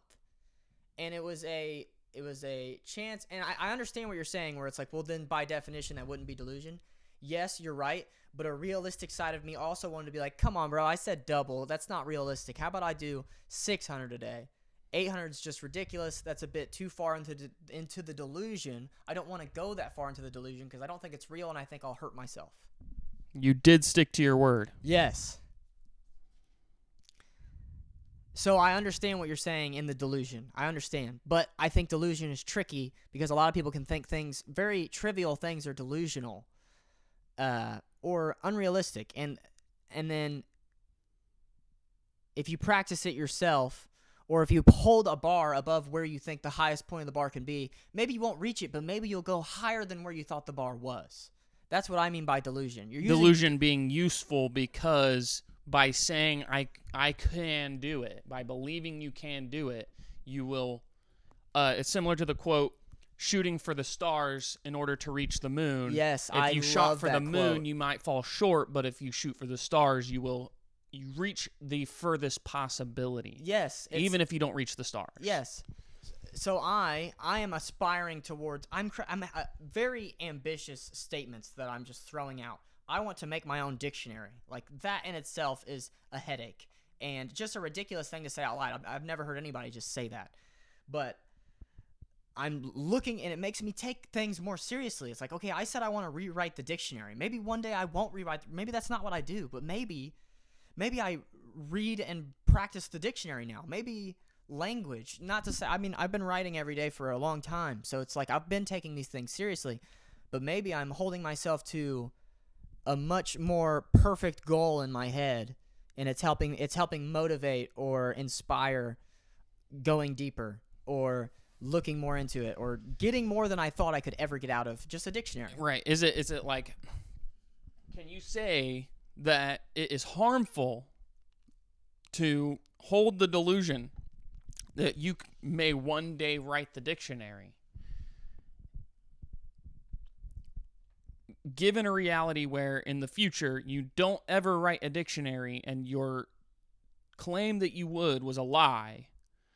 However, at the end of this time period, you delved more into vocabulary, linguistics, writing as a whole, lexicon, than you ever would have by simply saying, oh, I want to look more into vocabulary and I want to read the dictionary and I want to learn more about it. Maybe that's not a far enough goal to strive for to get as far as you could. Mm-hmm. Maybe a better goal is one you could never reach because it will get you further than you ever could have gotten by just looking at a goal that's... The reality is none of us know how far we genuinely can reach. So when we make a goal that is lofty, we don't know if it's delusional or not until we try. And the risk of making a goal that is less lofty is to maybe never reach the highest goal possible. Mm-hmm. The risk of making a goal that's too lofty is only that you might never reach the goal you made, even if you reach really close. Yeah. But which one is better or more useful? The one that gets you your goal reached, but not as far as you could have gone, or getting as far as you could have gone, but you never reached your goal? Yeah, you see different levels of being delusional, and you consider the lower levels to be the sweet spot for growth, and you consider... Well, that depends on your definition of what a lower level is. They're asking. So, yeah, I would say it's like... delusional or not delusional is very black and white. I don't say it. I wouldn't personally say. You are seeing different levels of being delusional, and you consider the lower. Well, that's the thing. Do you think Mike Tyson's mentality would be lower level? I think they're asking you if you are seeing. Well, I know. I'm saying, do I guess then no, because I wouldn't say that Mike Tyson is lower level. I think you're either delusional or you're not. Fair. If you're making a goal that is unachievable, it is delusional, whether you even know it is unachievable or not. If you're making a goal and it is not an achievable goal, then it's a delusional goal. But delusion could be... The delusional goal could be more useful because it could carry you further than a rational goal. I agree with that, and there can be a lot of harm in that mentality. I understand the harm in delusion at those levels. Right, because a delusional goal could be, I can build an airplane, or I'm morally perfect out of cardboard. Yeah, and then you might try to build an airplane out of cardboard. Right. And you might kill yourself. Right. And never achieve anything. Right. It's like there is a lot of risk. What considers mentality to be delusional? Really? He himself has claimed it to be delusional? I've heard him say it before. I would agree that it is I wouldn't consider his mentality to be delusional, actually.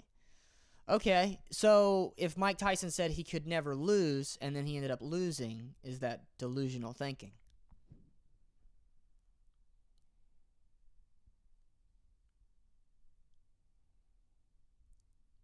I think the reality of the situation is, has Mike Tyson ever lost? Yes. So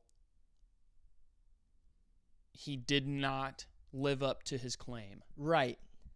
So his claim was delusional.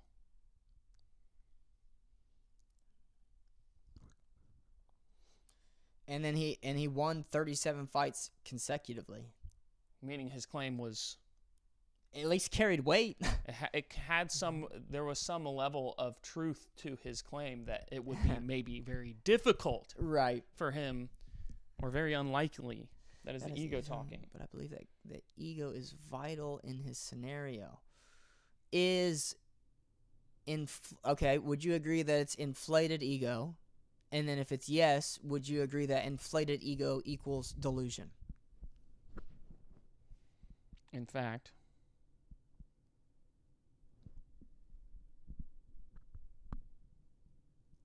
Not always. Not always inflated ego is delusion. I thought the definition of inflated is bigger than to quote to quote you, being delusional, semicolon, it's the type of person who always says they are going to make things happen, but if you look at their history, nothing really materializes, comma, like the plans they claim they will execute, such as Mike Tyson claiming he will never lose, but then losing. He did not materialize his claims. And then you said, I consider that an example of an inflated ego. Being delusional is an example of an inflated ego. Yes, he did do some of them, but the highest bar set that he would put, and he said some radical things, but the highest bar he set for himself was unrealistic. It was a bar that he could not jump up and grab. Him saying he could never lose was setting a standard on himself that is unreachable, that is unachievable, or at least he proved it to be. If he had said, I will win at least 37 times until he won those, a bunch of people might have called him delusional, but if he did the 37, he would have stood on his claims, and his claims would not have been, it's like an irrational number. An irrational number is a number with infinite placements. It's like pi. It's 3.14159. Yeah, whatever. Irrational. It's irrational to even... Infinite. He made a claim that was infinite. His life doesn't even last forever. Yeah. Eventually, he will even be defeated by death. His claim is delusional. It's unfounded, and it could not ever be proven to be true. So it's delusional, and it is an inflated ego, although it did lead to him holding true on his claim to a degree. He did win a lot of fights, but not all of them. It was difficult to defeat him, but it was not impossible. I appreciate all your feedback. Yeah, this is a fantastic conversation. I appreciate this. I want to define the word delusional right now. Yeah, honestly, I was thinking Let's about look it it as well. Delusional, because who knows? Maybe I'm getting delusional wrong. Delusion. Something that is falsely or delusively believed or propagated. So maybe Mike Tyson said that he was always going to win, but he would have to actually believe it as well for it to be delusion. Falsely or delusively believed or propagated. Yeah. And that's where we cannot genuinely see into the mind of Mike Tyson, so how do we know for sure if he believed it or not? Right. He at least claimed it, but I would say it's pretty... That definition open to a lot of... Yeah, it is. Dude, the dictionary is tough. The dictionary, like, I'm trying to consider... what is it, paraphrase? I like paraphrase. Yeah. I try to come up with a different definition for the words. This is Merriam-Webster. I use different dictionaries all the time. There's what the dictionary says, and there's the way people use it. And people don't use delusion necessarily in a way that it perfectly aligns with that definition. I have the same gripe with the word divine. Because divine, if we look at the first definition, which I like, the first definition of divine is of relating to or proceeding directly from God. So what that means is if it's wrath coming from God, it's also divine. And when I hear divine, at least usually, divine means like the highest good. Yeah. Divine is great. Divine is amazing. But there's also different definitions of divine. Being a deity, directed to a deity, supremely good. No. To discover by intuition or insight, to infer, divine the truth. Right. That's a verb. That's cool. To discover or locate something, to seek, predict. Okay, either way, we're getting what I mean. Divine is always coming off, at least how I hear the word, as God, either in a good lighting or just the word being used to describe something fantastic or great, wonderful. But wrath could be just as divine.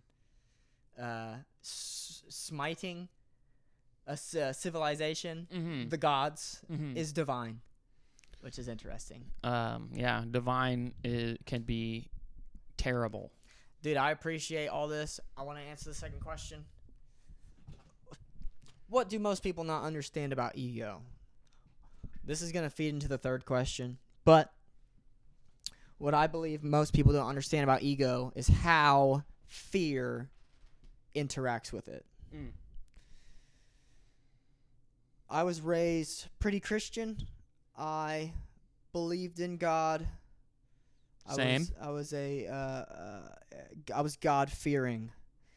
But then as I got older and I was analyzing my belief in God, I was realizing that it was stemming from a lot of fear. So I was justifying my belief in God because I believed I was more devoted to him because I wasn't expressing fear in regards to his name. So whenever I would ask questions of myself, even flickers of questions where it was like, does God exist? I would feel a shock of intimidation and fear that even asking that question is somewhere I shouldn't be. So fear convinced my ego that was where I was supposed to be, and the fear was actually good. And the fear was deliberate and conscious, and I was meaning to go through the fear. It was all a part of the bigger process. Fear was playing a vital role, and I can't just let go of the fear, because if I let go of the fear, who knows what I'll be. Maybe I'll be an atheist, and what would be worse than God to see me be an atheist? How ironic of a statement. But fear interacts with all of us. Fear can grip us, and fear attacks the ego, ? Fear can definitely attack the ego. It's like my example of approaching like 10 girls and you don't like approaching girls. Your ego can convince you of things to not approach this girl. This is for most people. Your ego can convince you that you shouldn't, you would be getting in her way, you would be putting her in an uncomfortable situation, you just start to come up with excuses your ego to not go through the fear. Your ego will... One could say it can create that ego. I agree. That was a lot of where my belief in God came from, was the overwhelming sense of fear that it was wrapped inside. I think fear... The ego can assign your identity with characteristics that it deems good and worthy, and that it deems evil and unworthy. So if you do something... Have you read the Bible? I have read a lot of the Bible. I have a good amount of the Bible. I couldn't recite. If you do much. one of these things that you have said you just assign fear to, like you might bother this girl, or she might think you're weird, and then it's like you cringe at yourself after you do something. Yeah, your ego is so you lay upset. awake at night thinking about, oh, God, I wish I didn't do that thing. Your ego is assigning a characteristic to you in that moment that it does not like. It's putting you in a box that it deems unworthy and morally wrong. And it's like creepy. Yeah. You don't want to be creepy. Is it factually or absolutely creepy to approach a girl? It's based on a lot of bias. It's an opinion. It's not factual. It's not necessarily absolute, but it is determined by the ego to be good or bad. So your ego actually creates the fear. The fear doesn't create the ego. The ego is detecting a risk to itself. It could be harmed by your actions. Your actions hold value in its estimation, And you doing some actions could lead to you experiencing shame and guilt, and those things are attacks on the ego. Right, so you avoid that behavior. So your ego is creating the fear. Mm. It's seeing the risk. Yes, and I would say it's how these two aspects relate with one another. How the ego projects the fear and how we take in this feedback. Right.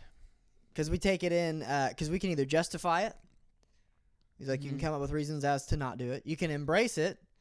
You can completely fall into it and do the thing that your ego might not like. And Right. you'll go through a period of anxiety, maybe a period of guilt. You'll go through feelings that you would otherwise rather not go through because you embrace the fear. Sometimes you embrace the fear and none of those things happen. Sometimes you embrace the fear and you get exactly what you wanted. Right. But the ego can And be a that's box. where it's like flattery. What? In Stoic philosophy, you are supposed to ignore insults and you're supposed to ignore compliments. Oh, they're like equal. And by ignore, I just mean you are not supposed to take them to heart. You are not supposed to feed your ego the insult, and you're not supposed to feed it flattery. You're supposed to be as unreactive to outside influence as possible.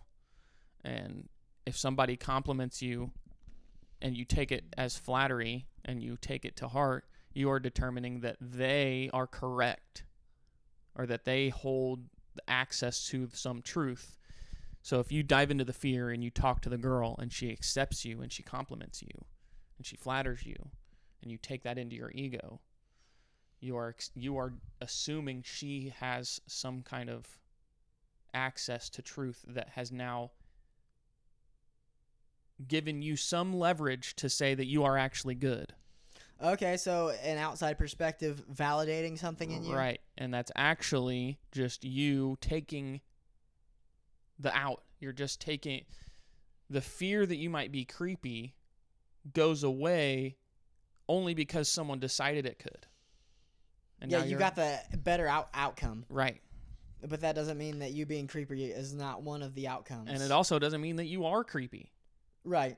The fear of being creepy is delusion. Talking to a girl is in our nature. But is it possible to be creepy in that setting? Is that what they said? No, I'm asking that. Is it possible to be creepy in that setting? It's just like creepy is a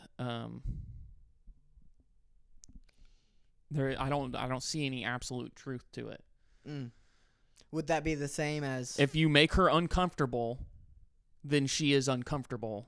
That's the factual reality of it. Does that make you creepy? Who's to say? It's up to opinion. It's like you might feel creepy now in that moment, but that is the same as feeling good and justified if she were to accept you. True. You're taking it that she has some truth, some absolute truth that she can draw on to determine your value, and she's rejecting you because of that truth, and now you are taking it that she was right and you are creepy. The reality is she decided not to accept you. That has no reflection on your actual value. It is just her decision. So is it that the more seriously you take a compliment, the more seriously you take an insult? They're Most the likely. same thing. Most likely. I would say they're holding hands. Yeah. I would say if someone casts an insult at you and you take it seriously, it would imply that you also take compliments seriously. I think a lot of it is determined on your bias of yourself. Some people might have a complex that makes them feel inferior, and they're more likely to buy into insults and reject compliments. Check this out. Sorry. In that scenario, the external factors have complete control over you. If you are dependent on others' validation to feel validated, this resembles Carl Jung's concept of the persona quite a bit. I totally agree. Yeah, it definitely encompasses the archetype. Now it's like, how can I justifiably or rationally rely on someone else's opinion of me when they are the same as me? If now that means that I can look at myself and say, I'm not creepy. And it's just as valid as someone else saying I'm not creepy or I am creepy. Because we're both human beings with imperfect perceptions of truth. And they're looking at me saying I am creepy. And there's just as much truth to that, provable truth to their statement, as my statement that I'm not creepy, because we're both equal. We're both, what about brainwashed? Yes. Yeah. I mean, we both have a bias. I can have a bias toward myself, and maybe I'm feeling creepy, and I'll walk up to them, and I approach them, and they say I'm not creepy, and now my bias is like, I don't believe them. My bias tells me I am creepy. That's actually projection, because I'm thinking about other people, that when they walk up to people, they're creepy. Now I'm projecting my own belief through the eyes of this girl onto myself. Mm-hmm. And I might be more biased toward that belief, so I'm more willing to believe anyone who says I'm creepy, because that validates that I'm right. It validates the insecurity? Right. And the insecurity is the basis. The insecurity is what your ego has accepted. So now, if I believe deeply, if it's in my identity that I am creepy, then it is likely that I will reject and maybe even dismiss this girl as a liar. She is lying to me. Oh, that she's taking you seriously? And she's probably trying to take advantage of me. Imposter? Oh, is that imposter syndrome? That's... So you're like, I know the deal here. You don't right. actually want to talk to me. It's like it's like the example they brought up earlier. It's like all girls just want money and to make men suffer. Make me suffer. It's like I love that. It's like if I'm willing to believe that I am creepy because all men who approach women are creepy, that's a box. That's ego talking. Mm-hmm. It's a determination your ego makes about an action, about a behavior, and it's like you might experience guilt surrounding approaching women. And this girl's ego is like, I love it when men approach me, and that's a good thing. So her ego has determined that you're good, but maybe you don't actually believe it if she says it. Right. Because your ego has decided that that's a lie. Yeah, it's not even possible. Maybe she's delusional, or maybe she's lying.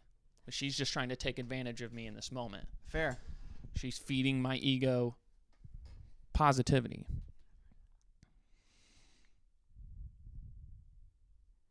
In that scenario, there is a deep conflict between the self and the ego, creating the persona. Right. And the persona is so complicated because maybe you won't even reveal to this girl that you think she's lying. Your persona is going to act in a certain way to convey to the girl whatever the ego has determined is the best form of your behavior. Or the truth. You're guiding yourself by what you've convinced yourself of. If you challenge her, it's probably because your ego thinks honesty and confrontation is it's like higher. Like getting rid of the bushes. You think she's hiding in some bushes, so you're like scattering the bushes. And it's mainly based on your determination, your ego's determination that confrontation is better. That you are a morally higher person because you confront. Right. There may not be any absolute truth behind that, but you believe you must confront, and now it's in your persona. Yeah, you think it's honest and integrity driven. Right. And I believe in that, but it's hard for me to say there's a lot of empirical evidence behind it other than the evolutionary benefit behind it. There's a lot that I believe in, but I don't think everything needs to be confronted so directly like that. I think sometimes you can disturb yourself and others if you just confront something that's not, like, maybe if you just were to let them finish their point, they would have said exactly what didn't need to be slapped. Maybe they would have them. Came to that conclusion themselves. Yeah, maybe you didn't need to slap them. And it's like a slap in the face. The to ego directly be like, what did you mean when you... An unbiased person... Why did you... has an open ego, And no one is perfectly unbiased, and no one has a perfectly open ego. But the more unbiased you are, the more you're willing to let your ego look at both sides. And be like, maybe I'm good because I confronted them, but maybe I'm bad because I made them feel insulted. And you're willing to look at both sides of the reality of confronting a person. And you're not going to be like, oh, I'm just so great. I confront everybody, and everyone else sucks. They're so scared. Why are they so scared of confrontation? Why don't they just confront people? And maybe it's just like, man, confrontation's hard. I don't think we have the energy to confront everything we disagree with. At least I can't. Yeah. Fair. I agree. I mean, yeah, there's a lot of like times. Choosing your battles. I totally agree. It's like a lot of the time, because confrontation is, choosing your battles is a phenomenal analogy, because it takes a right place and a right time to bring that out, especially to the degree that you bring it out. Because confrontation can be, there's multi-layered different ways to confront something. You can say, what did you mean when you said that? That's confrontation. And then also, why would you say that is also confrontation. Right. So there's different degrees of confronting things, and they do require different energy.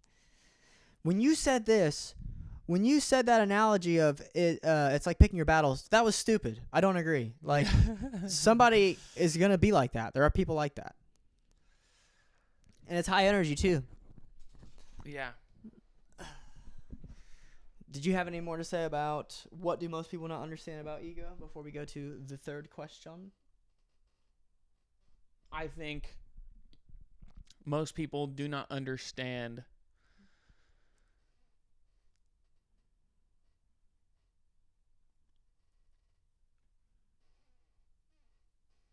where the ego comes from, or the difference between ego and persona. And I think most people don't understand much about ego to begin with at all. I think ego is something really important for people to look into. I think it's like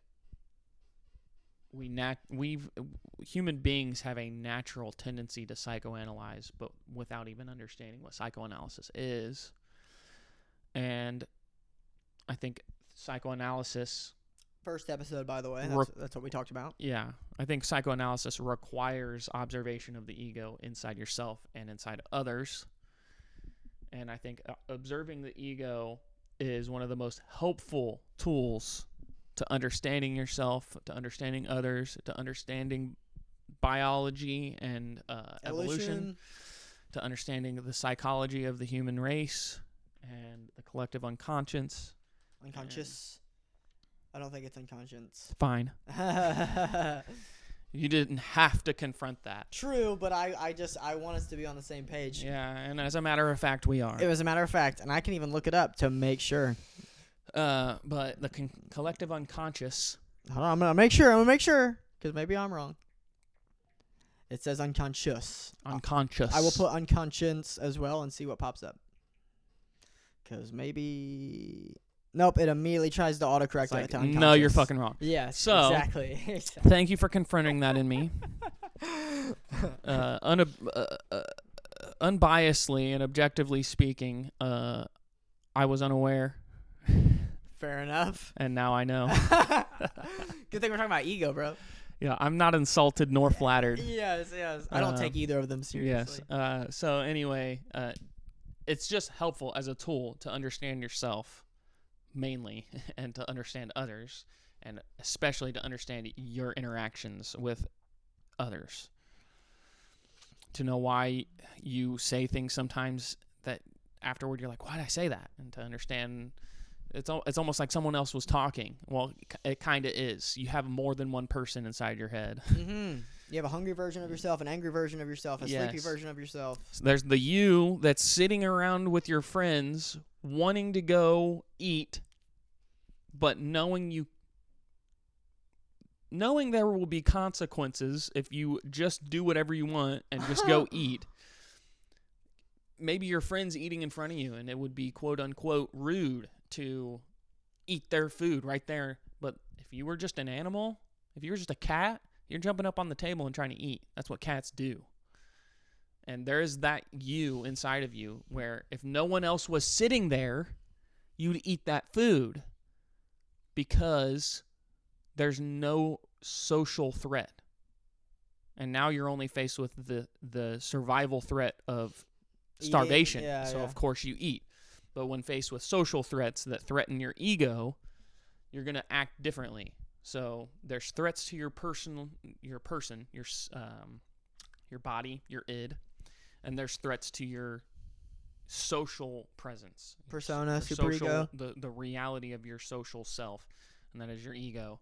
And you are balancing your decisions between two different people. There's the you that wants everyone to like you.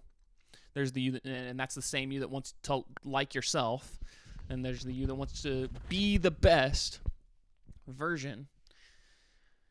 And that's your ego, and there are threats to that. And then there's the you, there's a whole different person. Impulsive. The impulsive survival mechanism, fight or flight. Emotion-driven self that is just looking out for making sure the chemical reaction that your life is continues. So it's when you're hungry, you eat. When you got to piss, you go take a piss. There's a reason you don't piss in the living room. That's your ego. You don't? No, I don't do that. Oh. Not on me purpose. Neither.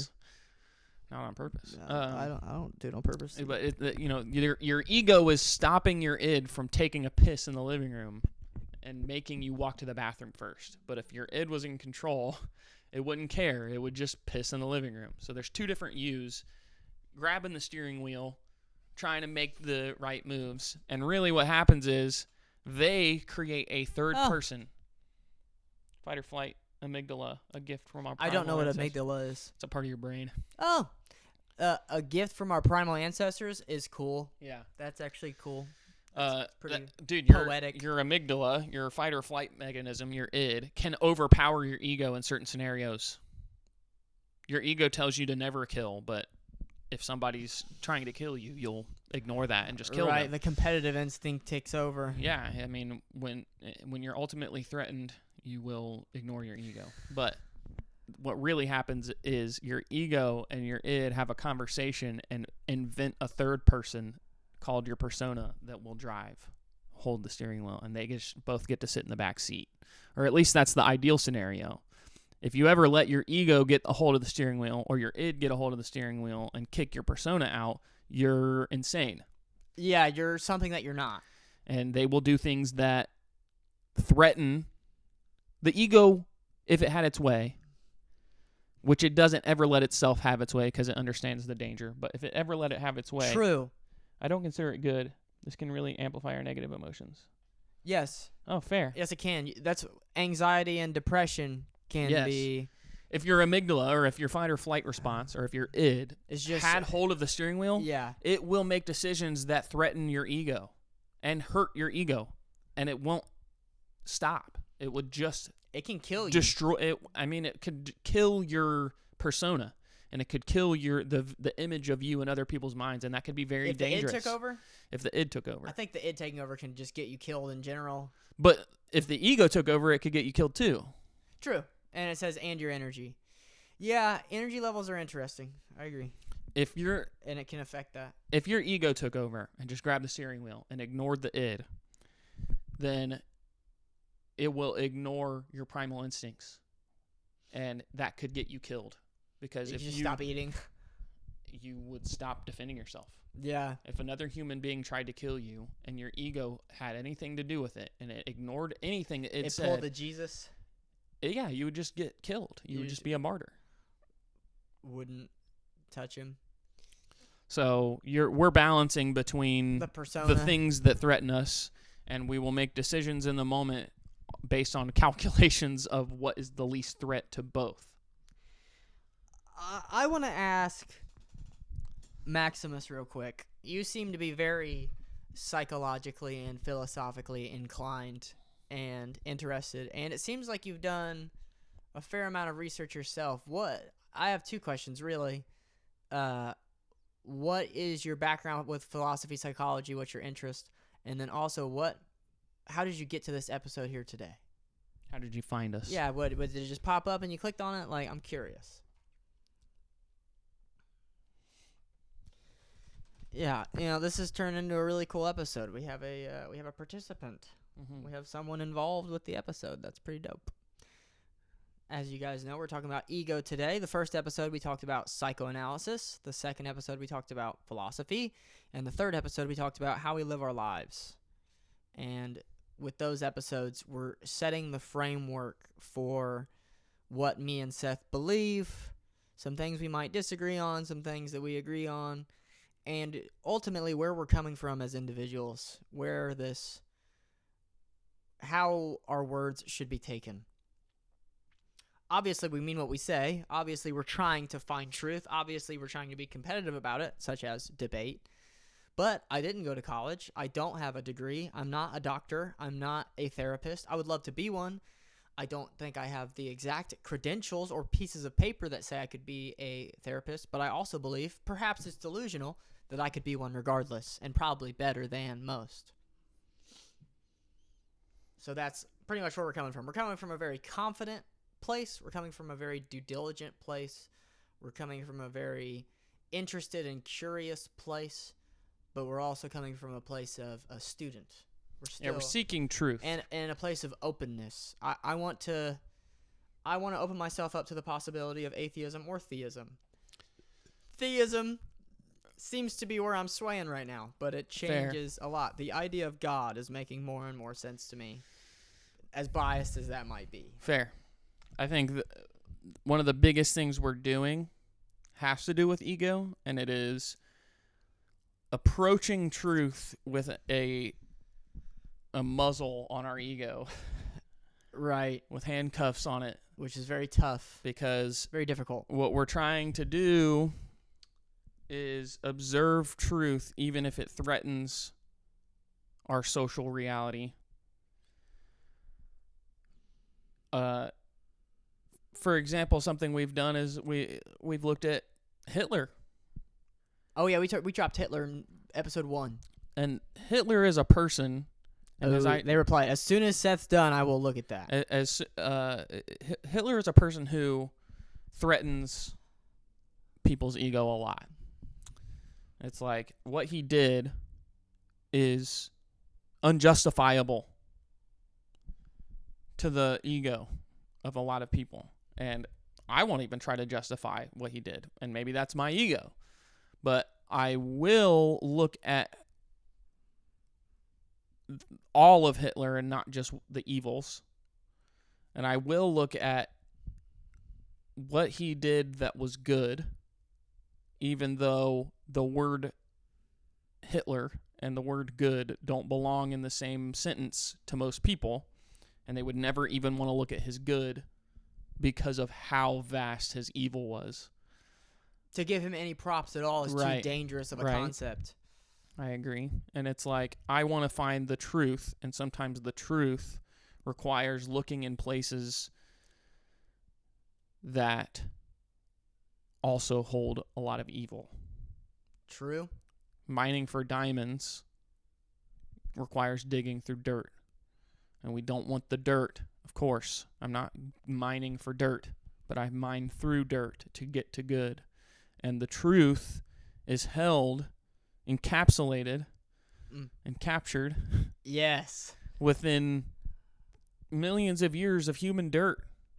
Humans have done all kinds of travesties. Atrocious. We kill each other all the time. It's funny that we have an ego. It's because we follow our id a lot. But inside the travesties are nuggets of truth. And we have to be willing to look at the truth of Abraham Lincoln, who freed the slaves, but I can't remember if he owned slaves or if he just was friends with people. It's like he lived in a world that owned slaves. Our forefathers of this country. Yeah, George Washington. Yeah, owned slaves, yet were rationalists who believed in individual freedom. And we have to accept that while they were wrong about one thing, they were right about another. And we have to, it's more important to find the truth, more useful to look at what is true despite the same truth coming from someone who did something evil. Okay, we're going to read this question. You have to read the first thing he said, too, because I asked him 2 questions. I have read some philosophy. The first book I read was Marcus Aurelius' Meditations. Marcus Aurelius, for any viewer who, he was not only a Stoic philosopher, he was an emperor. Yes. He was a descendant of Julius Caesar. Okay. And he was... Your history here is better than mine. Yeah, I mean, it's like, the only reason we know his name is because he was born from one of the most influential men to ever exist. And it was in a time where Stoic philosophy was even allowed. It was in a time where Christianity had not been... Are you saying that he was his father? No, he was descended from. Oh, okay. Julius Caesar was his grandpa or his father. I think he was his grandpa. I'm going to look up. Marcus Aurelius was Augustus's son or something. Anyway, would you consider Hitler to be a manifestation of cultural ego? Absolutely. Julius Caesar and Marcus Aurelius were not related. They're not related. Wait. Julius Caesar, dictator of the Roman Republic from 49 to 44 BCE. Marcus Aurelius, emperor of the Roman Empire from 161 to 180 CE. But the emperors were chosen. Last of the 5 good emperors of Rome who symbolized the golden age of Who's the Roman Marcus Empire. Aurelius' father? I think, hold on. He's read, or they have read, Plato's Republic and Nietzsche's Thus Spoke Zarathustra.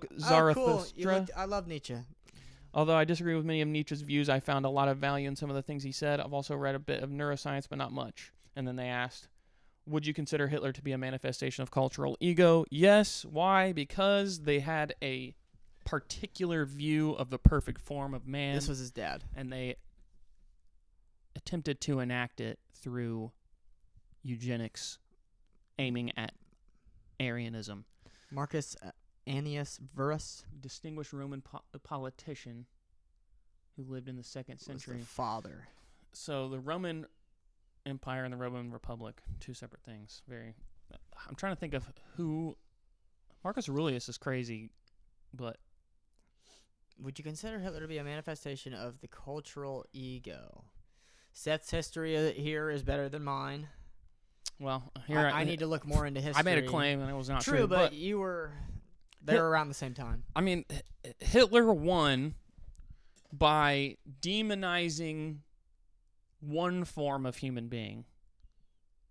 Oh, yeah, believing that there were hierarchies. Some people were objectively better than others. And so they're killing, they're uplifting Aryan, hardworking, Eurocentric, Caucasian, blonde hair, blue-eyed, Christian. Actually, he didn't even like Christians, but a lot of Aryans believed in Christianity, or at least like Catholicism. But anyway, they were against Jews. They were against black people. They were against gay people.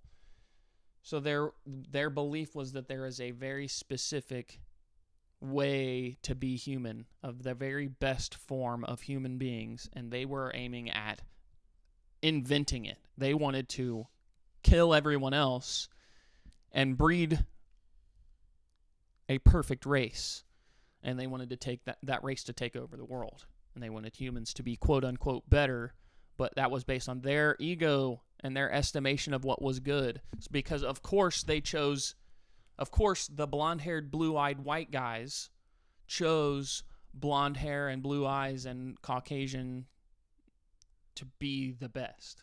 It was their ego that was like, based on Nietzsche, it was that, biology is saying, biology is saying there could be better, or that evolution is choosing the best. And they thought that they could engineer the best. They thought that they could pick the best, that they knew which genes were the best. And actually, that doesn't make any sense at all, because nature chooses the best. The things that survive and win live and survive and win. And guess who lost? The Aryans. So guess what that means? That means they were not genetically the best. So they actually chose wrong. Quote unquote, chose wrong. Because there is no way to choose right. We don't know what's best. Nature will decide.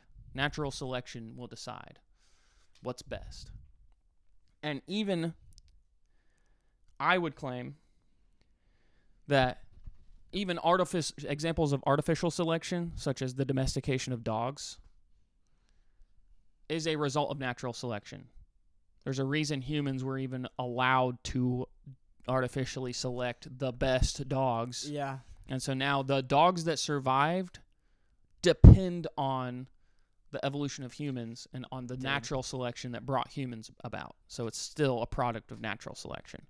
I have to go to the restroom so bad. Me too, bro. I've had to go for like an hour. You want to go first? That's I'll my start? id talking, well, bro. You go. I'm gonna start this first question. I'll keep. All right, you go. go. I'll go first. Maximus. Here, I'll read this.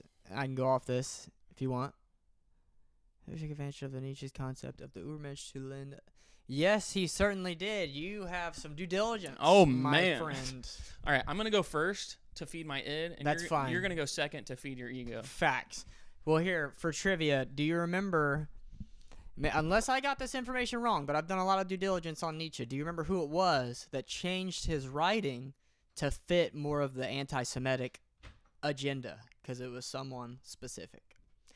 But while you text that, I'm going to start on the third question. What is denial in regards to ego? Denial, much like projection, is one of the most important aspects in ego and what ego is to me, because denial is a very obvious fact to me in regards to ego. And what I mean by that is mainly the concept of fear that I was talking about before.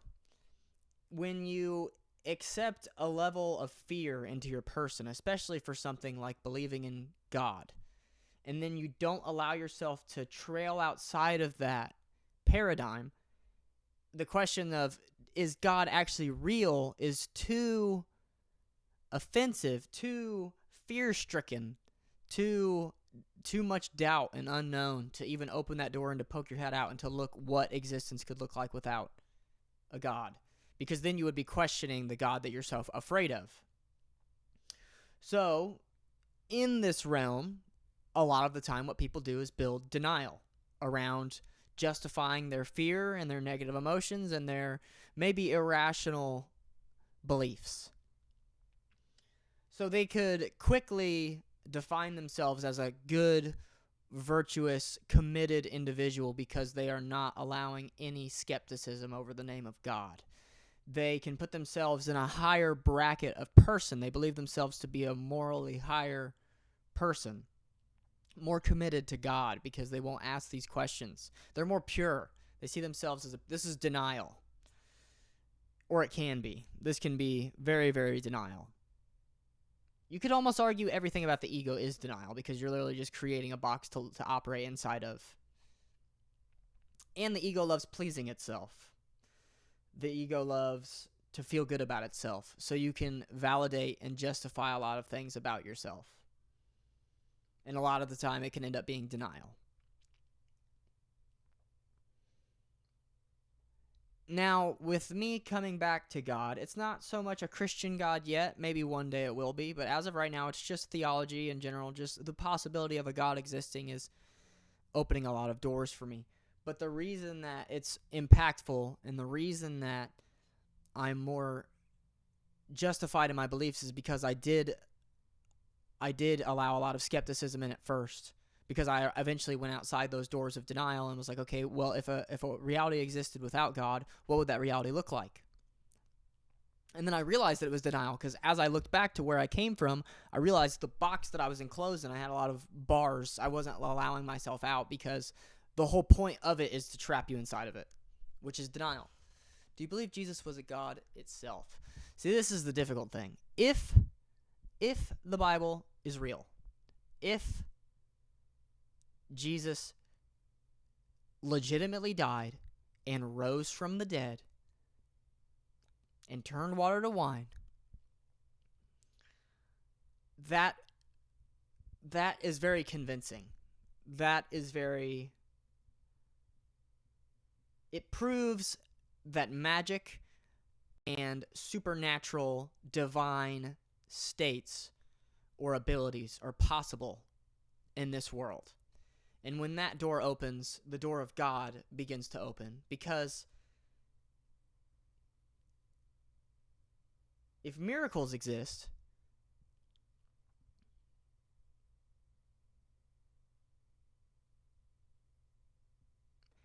if Jesus is saying himself, I'm the Son of God, and then he defies the laws of what we know about the world today, he has a lot more credibility in what he's saying.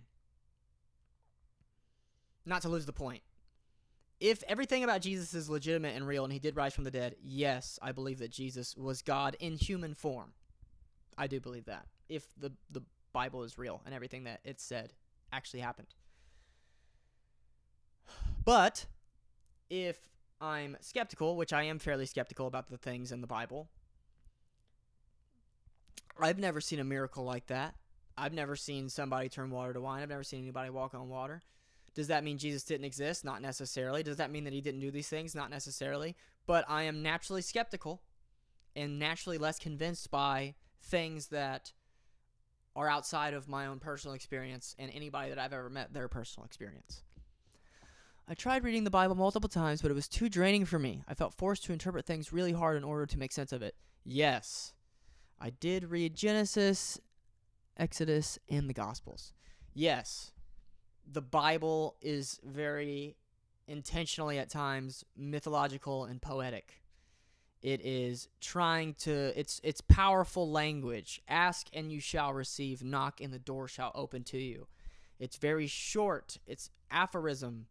They're making claims with powerful language, concise language, and it's very symbolic. And that's where a lot of people tap out of the legitimacy of it, because they see it more as a fairy tale, because they're willing to use this powerful language and emit symbolism. And people grow very skeptical in that line of dialogue. And I understand. I love the use of this language. Nietzsche was fantastic at using language, symbolic language. I myself love to use symbolic language. It's very beneficial. But if I'm going to take it as scientifically, empirically reliable, the lines begin to get very blurry, because I have to accept a lot of things if I'm accepting the Bible is true. I have to accept that a man can die and come back to life. I have to accept that a man can turn water to wine. I have to accept that maybe a God exists and maybe he sent this man down here to die for my sins. Maybe a sinless life is possible, but only for him.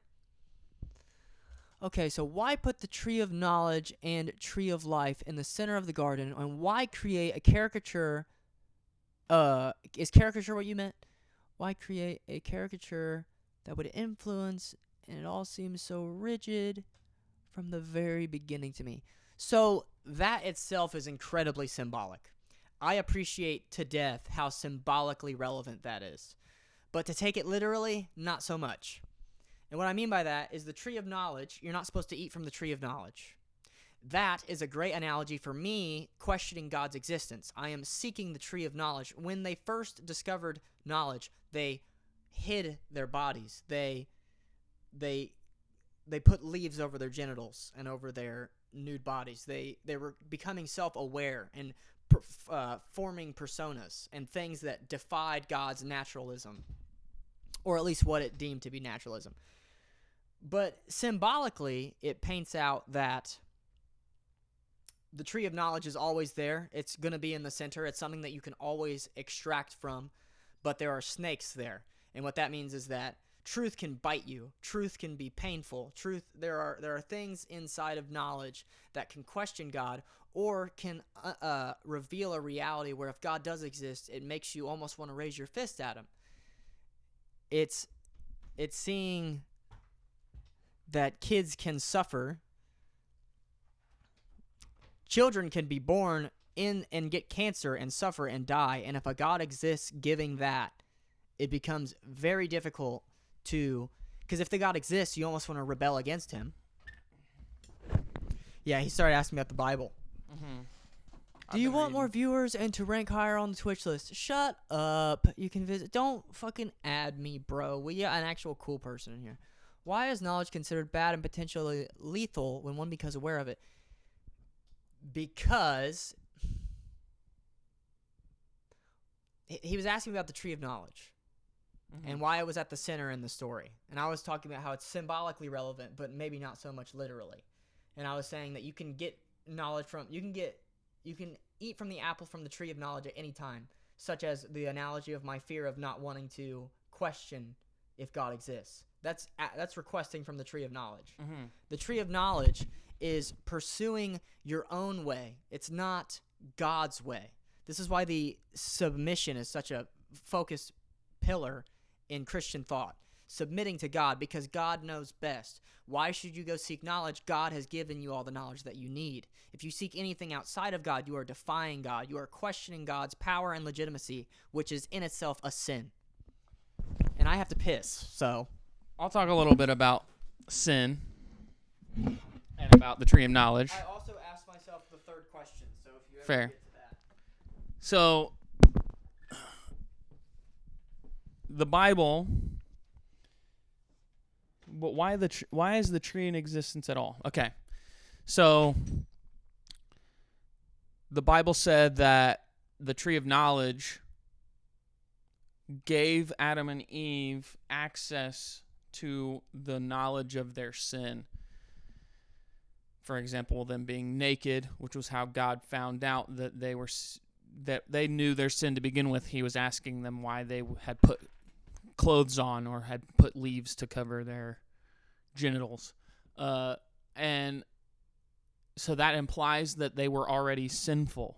That implies that they simply did not know their sin.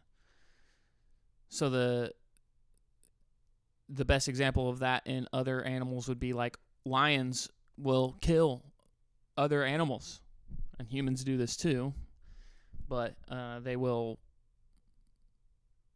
have sex with multiple partners in a day. They will do a lot of things that humans may have determined for ourselves to be sinful or wrong. And the assumption here is that the other beasts of the world do not know sin. They never ate the apple from the tree of knowledge, and that makes humans unique in that we did eat from the tree of knowledge. And thus, the tree of knowledge exists maybe not as a physical tree, and more metaphorically, it exists as something that could be accessed.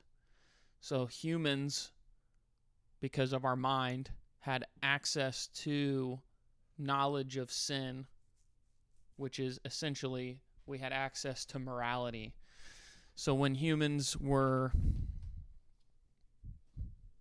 more primitive, we didn't know our sin, but as humans evolved, we do know our sin. Obviously, those two things kind of clash because evolution in the Bible, but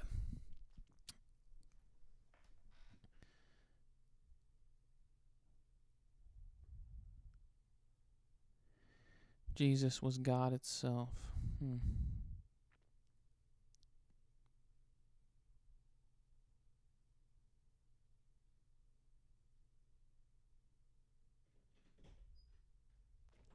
Right. So it's like, why rig the system to begin with? And the reality is that sin existed before they ate the apple. So it's not that they were even necessarily being tested. It was that if they knew their sin, then they would have a duty to control themselves. But before they knew their sin, God was not angry at all that they were naked. God was not angry at all that they were sinning. He was okay if they sinned so long as they did not know their sin. So the tree of knowledge simply gave them access to knowing sin and thus put a duty upon them to behave in a way that was not sinful. Well, that's the only way that something can be claimed as evil anyway. Right. Lions, I was talking about lions. Lions kill all the time. Lions have sex with Steal food Yeah. from others. Lions kill. They'll kill you. They'll just defend themselves. They will have sex with multiple partners all the time, and they do all kinds of things that we might consider As humans. evil Yeah. or sinful. But they're allowed to do those things, and God is not judging them or sending them to heaven or hell Yeah. based on those things. And God was not angry with us when we were doing those things before we ate from the tree of knowledge. So it's almost as if God was attempting to protect us from the duty to have to Serve regulate our sin. It's like we were just supposed to rule over the beasts. There was no sin necessary to help. It didn't even matter if we knew we were sinful. And then once God found out that we had sinned, found out that we knew our sin, he cast us from the Garden of Eden. And he said, it is said that there's an angel wielding a fiery sword that points in all directions at the gate. So we are not allowed into the Garden of Eden. There's an angel that protects the garden from us. And we are cursed to the land of earth.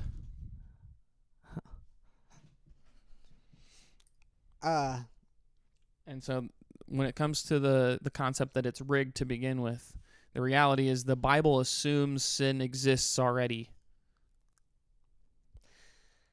which is symbolic toward the reality that human beings by nature see our sin. Can I do something very out of pocket real quick? Yeah. Okay. So this is our second podcast. We are also a part of the Conscious Cast. We have it's the Guys Conscious Cast. We're referred to as the Guys. There's 4 of us.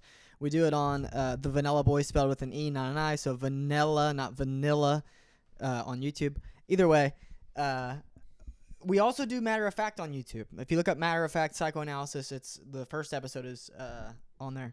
But remember the dude that commented "not funny"? Yeah. On our post, one of our most recent episodes of the Conscious Cast, some dude replied, "666-6.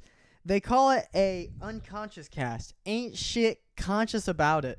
Nothing is woke in any of their topics, and honestly, I have no full hate towards what you do. It's just not as interesting, nor is it what you say it is. Plus, I'm in belief that Keaton made the name or something because he's so illiterate, he couldn't even spell fights right on his Snap. So he has Keaton on Snap, so we can take a guess that he's a fighter with Keaton. Vanilla is a surname or means alley in Italian. So we're getting haters, which is sadly a green flag for clout and getting up there. He said that he doesn't hate on what we do. Yeah, but then he threw a bunch of scoffs at it on the side. So there's nothing conscious about it. That was a cop-out, I think. I think he does. I think he's not a fan and he's not impressed by the name, and I think he thinks we should change the name, but he didn't want to say that. So he said that as a cop-out. That could be bias and that could be my ego, but that's what I believe. But yeah, that's out-of-pocket segment over. I just wanted to mention that. Give some nuance to the channel. So, by placing the tree in front of their eyes and surrounding them with a creature that influences them, it feels to me like he wanted them to eat. Now, the Bible kind of seems to make it out like Satan... It's temptation. ...exists outside of God's control, and that he didn't place Satan there at the tree. It was that Satan slithered in. Right, and it's tempting. I think symbolically it represents temptation. Right. The tree of knowledge is temptation. So is it that humans have a thirst for knowledge of our sin? They have a thirst for rebellion, and they have a thirst for curiosity and peeking their head over a fence that they're told not to peek their head over. Eating the apple wasn't sin. Or maybe it was, but either way, it's not what God was trying to avoid. God was God was aware that humans were already sinning. Adam and Eve were naked in the garden, and that was sin. I didn't know that. They were already sinning. The tree of knowledge simply gave them access to understanding their sin.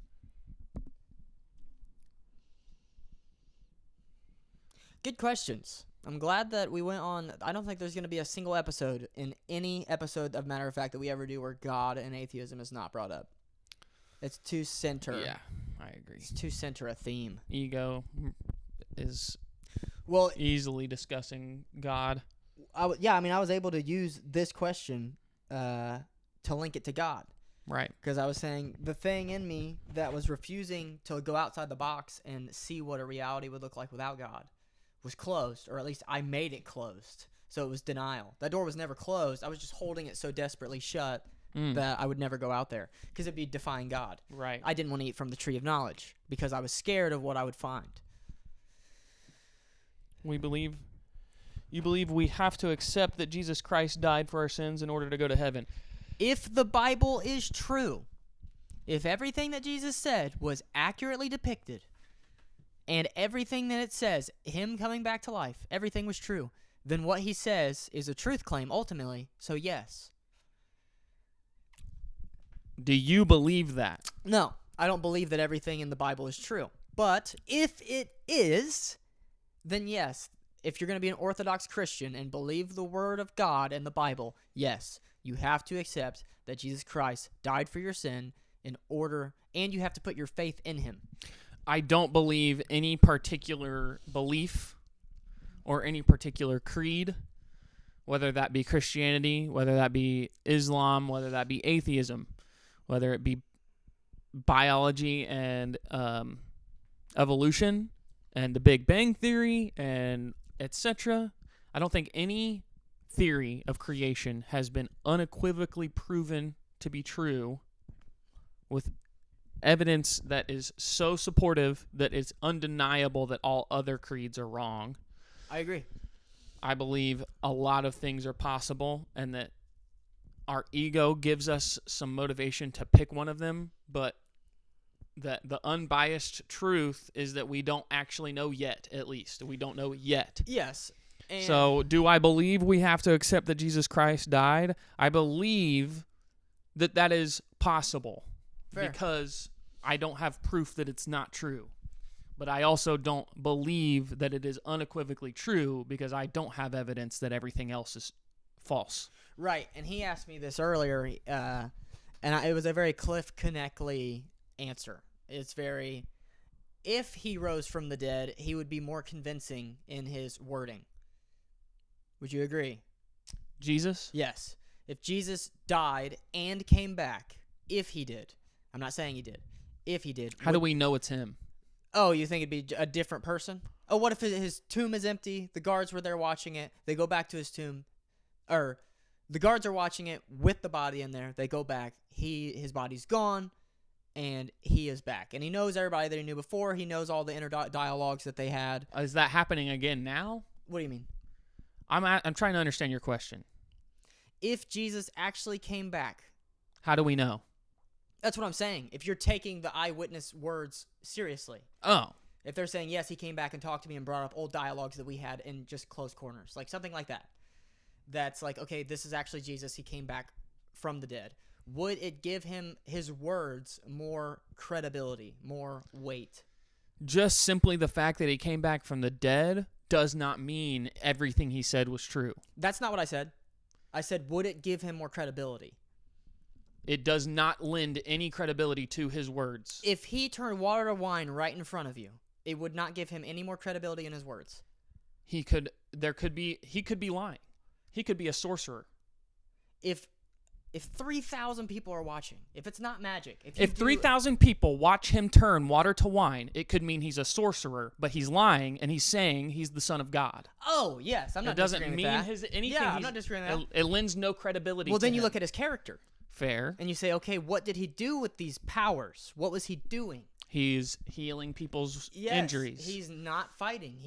So then you look at his character and you're like, okay, I appreciate what he's doing, even if these powers are from a demon. How he's using them, at least to me as a human being, is virtuous and admirable. What if he did all of that? And but he's leading you to hell? What if hell's not real? Mm. What if he did all of it, everything he did as a means to convince people of a lie? So he was given, or he has powers. He displays them. They're real, but then the message behind the powers is the message that he's trying to convince people of is where the skepticism begins. Not so much the power. The power is validated and displayed. I don't know. I didn't see him use these powers. He would be very convincing, to me at least. If he stood before us today Mm-hmm. and he displayed walking on water and changing water to wine and healing the sick. Very virtuous, patient, never showing any. It does not thing of sin. mean that until he shows me God and heaven and his birth. This is where faith comes in. That's what I'm saying. It doesn't prove it. Right. You can have faith, but seeing is believing, I guess. It's like. So if he said, and this isn't to say that he couldn't be lying. I understand your skepticism. Please let me finish this before we read that. Yeah. I understand what you're saying. Yes, he could be lying. You don't ultimately know where he's coming from. I'm not in his mind with him. Right. I hear you. Right. But in a display of his character and in his ability, at least to me, he would be very convincing to follow. I would follow a man like that. That man is worthy of my respect, I believe. You don't think he could possibly be leading you down the wrong road? That's not what I'm saying. That's where faith comes in. That's where it's like, okay, his character has convinced me. Is he wrong? Could taking this guy's hand lead me to drowning? Maybe. Maybe it could. But his character is convincing. I am fine with being led by this man. I will allow this man to have my influence.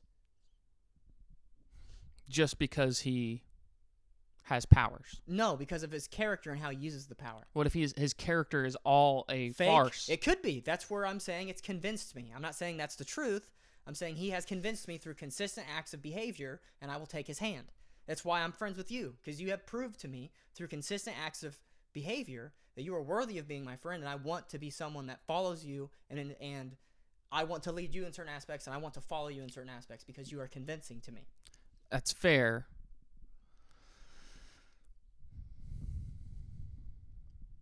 I'm not saying Jesus is the truth because of that. It's like all you're doing is following yourself. Right. I understand it's very subjective. The moment he does something that's not virtuous. Right. It would vanish. That doesn't make you not virtuous now. Right.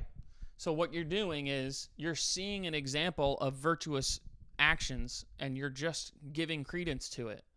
That's what I'm doing with you. Yes. You could betray me today. Right. You could pull a knife on me today. Are you going to start pulling knives on people? No.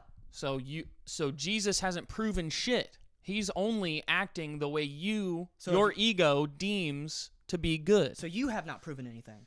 I'm only acting in ways that your ego has deemed to be good. Right, and you've consistently acted within it, which gives you credibility and trustworthiness. It doesn't mean that my actions are actually good. I'm not saying that, but I live my life and abide by what has consistently been shown to me and proof that I have gathered through your character. That's why I don't do this when you grab a knife to cut potatoes. Your ego has deemed them to be actions that are good. I agree. I've never said any of this was objective. Fair. Well, I'm trying to get across that you're not actually following me. I'm following a version of you in my head that's projecting you. You are following your ego. Is that not the same thing? No. A projection of you is not my ego. No. Okay. Your ego is a checklist. Okay. Of good and of bad. And the more I check the boxes of what your ego has determined as good, the more you project onto me trustworthiness, the form of perfection. Okay. And so if you follow me because you've projected onto me the form of perfection, you're following the form of perfection, not me. So I'm following a caricature of you, but that might not be you. Right. It's the perfect form of a human being that you are genuinely following. Right. And of course, you're never going to fit that mold. Probably Jesus wouldn't even fit No that one mold. is. Yeah, no one's going to fit that mold. I agree. But what you're following existed before I did. Right. You're not following a person. You're following your Behavior. morality. Yeah, I'm following a set of behavior.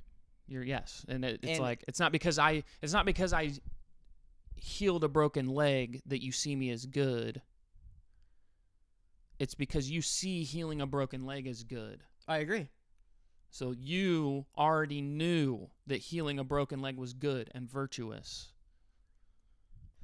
So that's what you're following. But I would not, if someone tried to punch me, I would not hold my face away like Jesus. Fair. I see Jesus as more admirable than that. I see that as, it's a very tough one. That's one of the toughest things about Jesus to confront. Because I don't necessarily agree with the behavior, but I still see it as admirable behavior.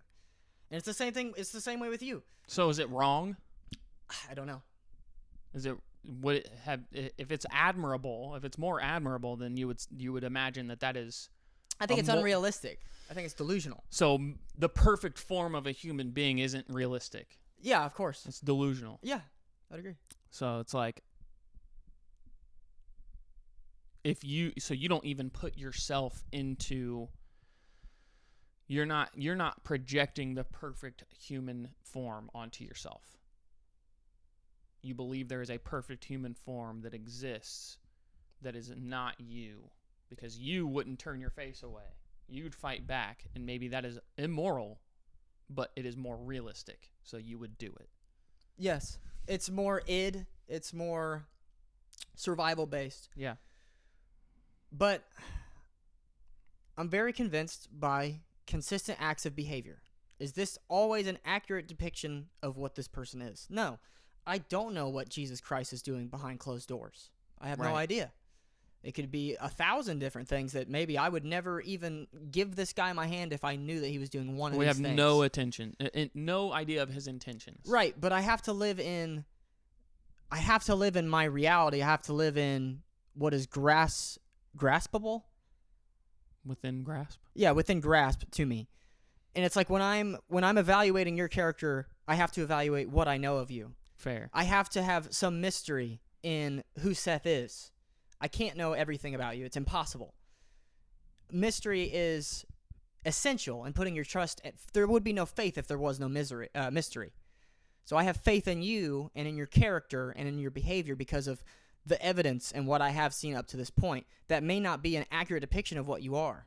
Fair. But through mystery and through faith, I take the leap, essentially, of faith, as Soren Kierkegaard says, and I put a lot of faith in you, in both leading you and following you.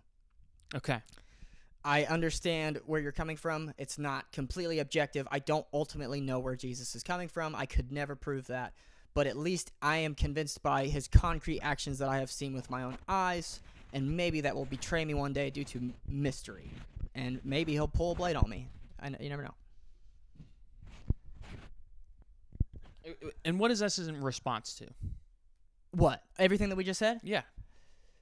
As he said, okay, so do you believe we have to accept that Jesus Christ died for our sins in order to go to heaven?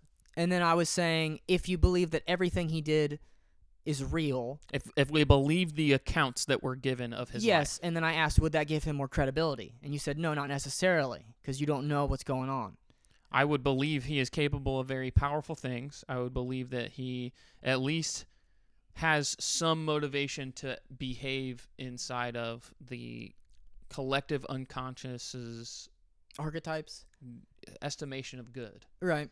What the average person would see as right or virtuous. That is what Jesus typically behaved under. Right.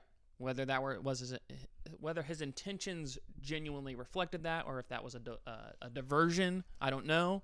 But it seems that at least there were thousands of people who saw a man behave a certain way and believed it. Mm-hmm. Of that, I'm almost certain. Seems like that genuinely, historically, that did happen. Which is very impactful. It is some level of evidence. some level. I respect you saying that. And I agree. And just to join your team as well and to be realistic with myself, ultimately, I don't know what Jesus' ambitions were. Right. In a position of power like that, he can say whatever the fuck he wants. I mean, he could have been a trickster god. Yeah. Maybe trickster gods are real. Yeah. Maybe fairies are real. He's a fairy. He can say whatever he wants. And he was just saying he's the son of God, and that's not real. He was just trying to get people's Maybe attention. he was madness, insane. Yeah. And then he's trying to convince us with his behavior. And I would say that his behavior is convincing. That would be my only bias point. Then is it fair that people who have never heard of Jesus' existence simply because of where they were born and those who don't want to spend the time reading the lengthy Bible are all going to hell? This applies to everyone, whether they are good or bad people like Gandhi or Hitler. This does not seem reasonable at all. You also believe because you felt God. If we want to create ideal justice in society, giving the other cheek to get hit will never help us achieve that ideal. Yes, if every single person just put the other cheek up, whoever was willing to fight would win every time. Would you agree? No. Okay, explain.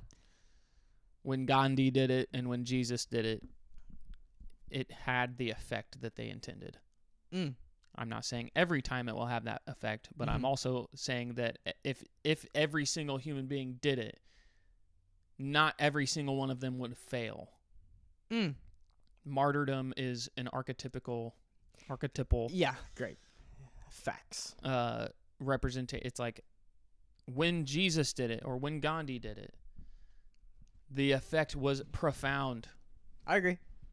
The entire, India is one of the most populous places in the world, and this gigantic place full of 1 billion people settled a, multiple decade long, honestly, a multiple thousand year long dispute going on in their region, and there is some level of justice and peaceful existence within that place because Gandhi gave the example of if we want to stop fighting, somebody's got to stop.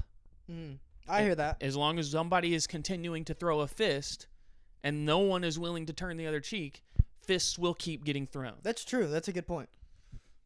So somebody has to stop throwing their fist if everyone is going to stop throwing their fist. And now India is not throwing fists at each other. A much more peaceful, functional society in India. So somebody had to have the bravery to stop throwing fists. Right. True, that's right. In a setting like that, I hear that. That makes sense. The only way that you're going to have a paradigm shift is if you do the opposite of what everybody else is doing. If everybody's throwing fists, no one's going to stick out. Yeah. Dude, I want to answer his last question. You also believe because you felt God. If feeling and believing in synchronicity means believing in and feeling God, which the more that I learn about both, the more I think they're almost the same thing, then yes, I believe, as tricky of territory that this is, that I have felt and seen synchronicity. And even if it's not real, it holds a motivation and excitement for me that is very fulfilling and meaning-driven. And synchronicity, would you like to define synchronicity at all, Seth? I can look it up if you want. Yeah, I'm not going to get the exact wording right, but synchronicity is an experience of synchronized numbers or words or some events happening where multiple things synchronize in a way that gives a sense that someone's watching, someone has an effect on our reality from outside. Like when you see multiple numbers. Somebody says something that you were just talking about, and you were not talking to them at all. When it seems like the universe is speaking to you, yes. Because when he said robbing a bank? Yeah. Sorry, I'm cutting you off. It's kind of wild. Yeah. No, I said everything. It seems like synchronicity. The definition of, at least of synchronicity, the way that I mean it, is the coincidental occurrence. Pay attention to the wording here. The coincidental occurrence of events, and especially, you're a fucking bitch. That's not what it says. This is my fucking dictionary app being stupid. The coincidental occurrence of events and especially psychic events, such as similar thoughts in widely separated persons or a mental image of an unexpected event before it happens, that seem related but are not explained by conventional mechanisms of causality, used especially in the psychology of Carl Gustav Jung. Now, this is such a specific quote because it escapes tangible empirical science. It can't be directly measured, and it's mainly based on subjective experience that gives it any kind of weight. But I believe it's the coincidental occurrences of events, and especially psychic events, such as similar thoughts in widely separated persons of the mental image of an unexpected event before it happens that seem related but are not explained by convention. It's when things happen out of nowhere that seem to align or line up. And I'll give you a great example. This is one example. Two examples. One happened in this fucking episode. When you said, like, robbing a bank to make sure you get the money, we literally were just having a conversation with a dude yesterday that we have not seen in years. That I haven't seen. No, not years, actually. I've seen him one time in the past 6 months, and then probably a year before that. So 2 times in a year. And he stopped by our house, and he was talking about money, and we were on this huge dialogue about finances and holding a steady income.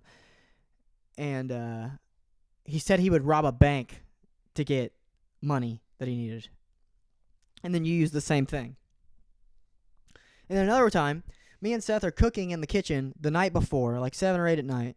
And all of a sudden, Seth's brought this up a couple times in our friendship, but not for months before this. He talked about Punko Pop. Punk Goes Pop. Punk Goes Pop. Thank you. Mm-hmm. What is that? It's an album of post-hardcore bands covering popular songs. So literally pop music. It's punk bands go pop.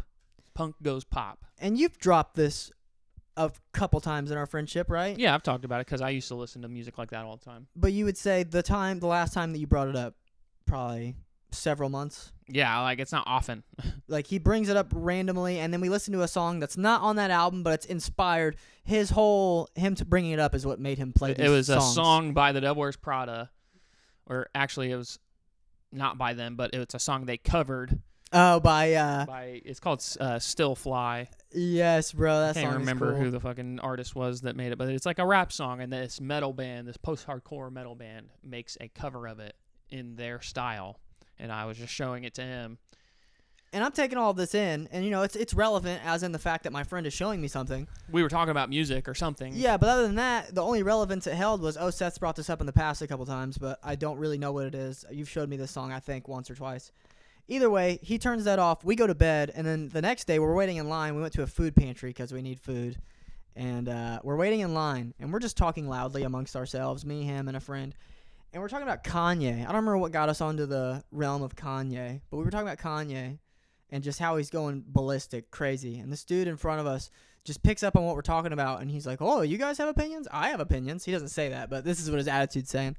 He's like, "Yeah, Kanye, he's done this and talk about that, blah, blah, blah." And then just randomly on the same topic of music, which that would be the only thing that is the least amount of a coincidence, is that we connected on the fact that we all were music. Already talking about music. But we go from Kanye, and the first thing he drops is Punk Goes Pop. Mm-hmm. He drops it, and I'm just like, what the fuck? I look over at Seth, and I'm We've like, never met this guy. I don't know never this talked dude. To him. I never met, and he just brings and up he's an Punk older Goes guy. Pop the night before, or I'm sorry, the morning after the night when we talked about Punk Goes Pop. And he's an older dude. He's not in our age. He was probably pushing 50, 60. Yeah, he had a big definitely. gray beard. He never met this man. More suspenders and yeah, and he felt like talking to us because we had a lot of opinions about Kanye and public persona and fame. And then this dude brings up Punk Goes Pop, and I don't even remember what he said after that. I was just fucking mind blown after that. And that makes me believe in synchronicity. This person, Maximus, they're talking in this paragraph here. Is it fair that people who never heard of Jesus' existence simply because because of where they were born, and those who don't want to spend the time reading the lengthy Bible are all going to hell? This applies to everyone, whether they are good or bad, like Gandhi and Hitler. This does not seem reasonable at all. That assumes, and we've had this conversation before, this assumes that A, God is all-powerful, and B, God is reasonable and fair. Yeah, that doesn't sound very reasonable and fair. I would argue, personally, the conclusion I've come to is that if God is real, he is very likely either not all-powerful or not reasonable. He is potentially cruel, or he is potentially ignorant, or he is potentially irresponsible. A lot of people hold the belief that if a God does exist, he is likely rational, he is likely kind, he is likely good-spirited.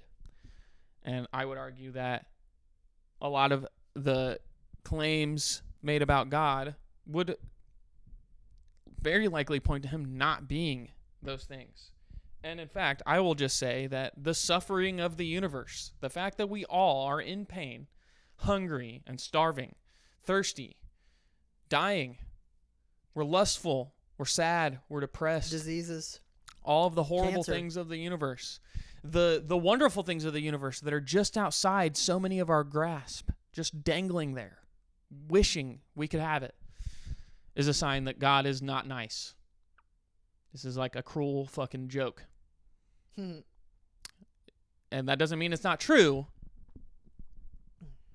I'm just saying that either we're just subject to rational circumstances where, of course, if chemistry and science are true, then our chemical bodies require sustenance. Of course, we need to eat. It's not a cruel reality. It's just reality. There's less meaning behind it. But if someone created us and somebody invented this universe where we would need to eat and where we might kill each other for the next meal, where everything we eat was killed. Plants are killed for us to eat them. Plants kill to eat. Animals kill to eat. The suffering we go through requires putting others through more suffering for us to satisfy our needs. That is a cruel existence if someone created it. Either they had no control, so we can't really blame them for their intention. Maybe they wanted something good to come out of this, and maybe there are good things that come out of it, but they could not control the bad that come out of it as well. Bro. Or Hell yes. yeah. This is gonna be Or the longest matter of fact episode right. Or by far. they did have control, and they just decided that they wanted to make a universe where we're put to the test against survival and suffering. I don't know. It's like they're clearly not all nice, or there would be nothing but niceness, and there's not nothing but niceness. There is plenty of not niceness. That's what gives me the most skepticism towards a Christian God. What do you think about this, Seth? I believe mostly in a God that is ultimately indifferent. Okay. That's pretty much the only claim that I would say. So he's not worried about it. I don't think he's coming from a place of good or bad. I don't think he's coming from a place. Why did he do any of this then? Maybe it was an accident. An accident. So what does God do on a daily basis? I have no idea. It's like, but indifference makes sense to me in the fact that he's either not all powerful or he's not all reasonable. So an indifferent God fits that mold. He could be all powerful and not. Yeah, concerned. like why does he? Why? What does he have to prove? Yeah, it's like he has the power to fix all of our problems, but he doesn't do it. He's like, sorry, the world is math. Well, and will always to me, be that's math. cruel. Fair. To me, his indifference is cruel because he made us. So that's where I said he's not responsible. He's not taking accountability for what he did. Fair. He made us. We're suffering. He doesn't care. He's cruel. He's irresponsible. Does that make you, when you begin to look at God like that, does it overlap into life? I would say that it's definitely by comparison, and it's from my ego for sure, but it's like if somebody has made an ant farm in their house, human being has made an ant farm in their house, and they start to see some really unhealthy characteristics in this ant farm, and they don't do anything to help these ants. What the fuck are they doing? What do you think about It's irresponsible and it's cruel. This is crazy. Okay, this opens up a whole different world. What do you think about people that do experiments on animals? I mean, there's some level of immorality to that. I mean, their intentions are good. What if they let something starve to death just to experiment and see where the experimentation Like, goes? how long will it take for this dog to starve to so death? now it literally just starves to death for inquiry purposes. Pretty cruel. That's God to me. That's pretty cruel, yes. That's God. God's experimenting. Yes, and even an indifferent God, they're just indifferent to their cruelty. Fair. I guess I haven't applied cruelty to it. I've mainly applied ignorance to it. God doesn't know. If he doesn't know, which is crazy. How could we be mad? If it was an accident, he scraped his toenail on a fucking rusty nail in his basement, godlike toenail, and the entire universe that is us spiraled, sprung to form on top of this and then he's like rusty nail head. He's like walking upstairs. He's like, fuck the basement. I'm never going there again. Yeah, like he never comes down and looks at us one more time. Yeah. Man, I don't know. Like, or maybe he comes down there to fix a fucking leaky pipe and he scratches his head and a piece of dandruff falls on. God's a plumber. And all of a sudden this flake of dandruff from the top of his head falls down onto the top of the rusty nail and it's Jesus. And all. Yeah. And he's like, fuck this place. And this flake of dandruff thinks it's the Son of God.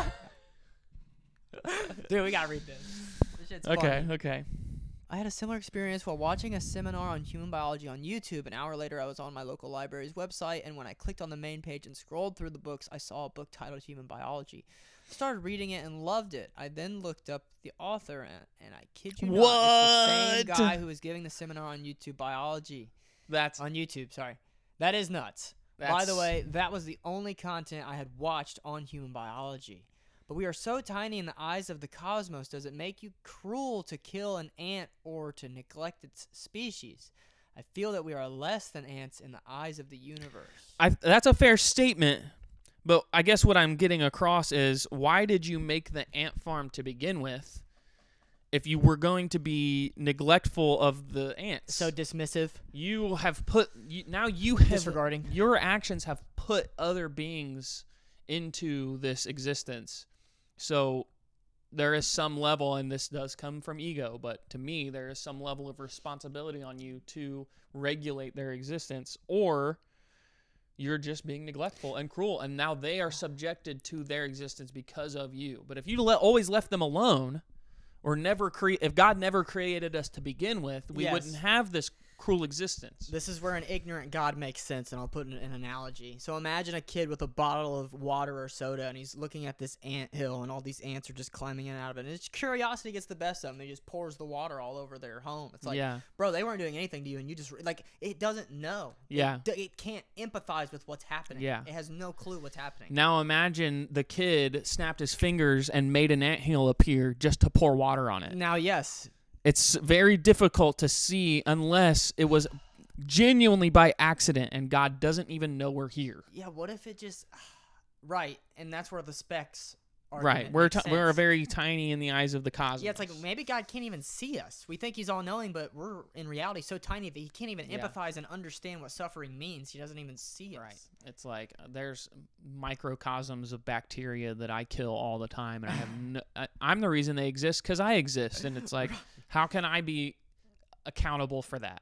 Right, and that's where that's the only way that I can make sense of a God that is, it's gonna be a really tricky wording, but worth believing in. Fair.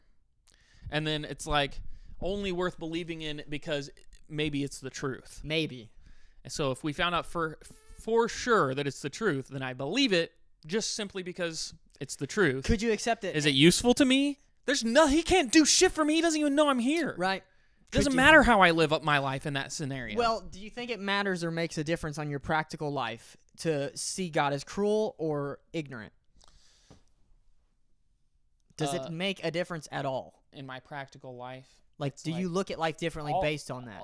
All it does for me is it indicates that that any standard I put on the way I live my life shouldn't be determined on whether or not God exists. If God is ignorant, then is heaven or hell even real? I don't know. What if he accidentally created heaven and hell and the scenario where our behavior determines which one we go to, and he doesn't even know it? This is the thing. This is where it gets so tricky that you can't even... Then it's to my best my This best is Socratic. yeah. Ultimately Socratic. It's like it would, in that scenario, it would be to my best judgment to behave the way that would get me to heaven, but to understand it's not because God cares. It's because he accidentally made heaven, and there's a certain way for me to lead my life that could get me there, and then to my own benefit I could get to heaven, so I should follow that. But it's like I'm not even given the means to know. Right. How I can't even know what the exact right way to behave is. Are we the only species that have heaven? That's also tough. That's a really Are difficult lions question. going to hell? Lions are Yeah, it's like, how could they? They're killing they're beings. ignorant. Yeah, bears are just absolute godless killing machines. They just their jaw could break your arm in half. What about my cat? Post a photo of your cat. We'll Yeah. decide if Can it's we going to go to heaven. Can you even post photos? Is in it the chat? Aryan? Is my cat Aryan? Would Hitler like my cat? There's like a title on YouTube. Yeah. It's like cats apparently they didn't eat from the tree of knowledge. They don't have morality. Yeah, so There is no heaven or hell for them to go to. do they automatically go to heaven because they never ate from the knowledge, or is there no heaven or hell for them because they can't even conceive of it? I'm pretty convinced that the Big Bang Theory is the truth. I don't know enough about it, to be honest. I should look more into it before I'm spouting about believing more in theology. I'm pretty convinced that afterlife is just the continuation of Living? the universe. It's like my energy will never go away. My matter will never go away. I will decay into the earth, and then one piece of grass will eat some of my atoms, and some of my atoms will become part of this grass. And then it'll go through evolution. That grass will die. Yeah. Its atoms so my atoms, some of my atoms used to be in one star and some of my atoms used to be in another star, and I am just part of the domino effect of the universe. And the afterlife is just, what are my atoms going to do next? My atoms might become a part of another human. They might become a part of grass. The earth might blow up and I might become a part of another star or Right. another planet. Right. There's more atoms that are dead than alive. Far more atoms that are dead than alive. So I can assume that my atoms will return to lifelessness. My energy will return to formlessness, just emitting. I will become light. Do you believe in like reincarnation? No. I believe it's possible. I'm not convinced of it, although I will not say that it is unequivocally true. If the Big Bang is true, then there is a beginning. There is no That means there's a cause. the Big Bang may just be the beginning of one part of the universe. True, we don't know exactly how far back it reached. What happened before the Big Bang, and what is it that banged? And what was it doing before it banged? It is assumed that all the matter and energy in the universe was coalesced into one singular point. What existed before the Big Bang? Maybe it was just one singular object. I have no clue, but this is where we can define that science has its own limitations, just as science has its own limitations. We can trace things back to the Big Bang, but can we know for sure from the Big Bang that there was nothing that was before it? Right. Can you prove that there was nothing We just before simply it? can't see before it. We don't know what was happening. Like yet, or so this is like the magic of science. It's like, is there anything that we could do that So could somehow? the problem with it is, the reason we can't see beyond it is we are relying on our senses as human beings to even discover or determine any characteristics of the Big Bang or the creation of the universe. And what we can see is all the way back to the beginning of light. The first time light was. Okay. We can see that all light tends to travel in a certain direction, away from a certain point, meaning that point is very likely the beginning of light, and that all light emits away from that point. But because the universe has existed so long, there's no more light there, so we can't even look at that point, because the only thing we can see is light. Where there's no light, there is darkness, and we can't look at it. So that's why we can't see before, because There's nothing to see. The light's gone. We can't see it anymore. Can darkness be measured? No. Okay. We have no senses to measure darkness. Heat is not heat. Isn't light come with heat? Typically, there's no more heat. Sometimes there's light without heat. Yes. Oh, I didn't. What kind of light doesn't have any temperature?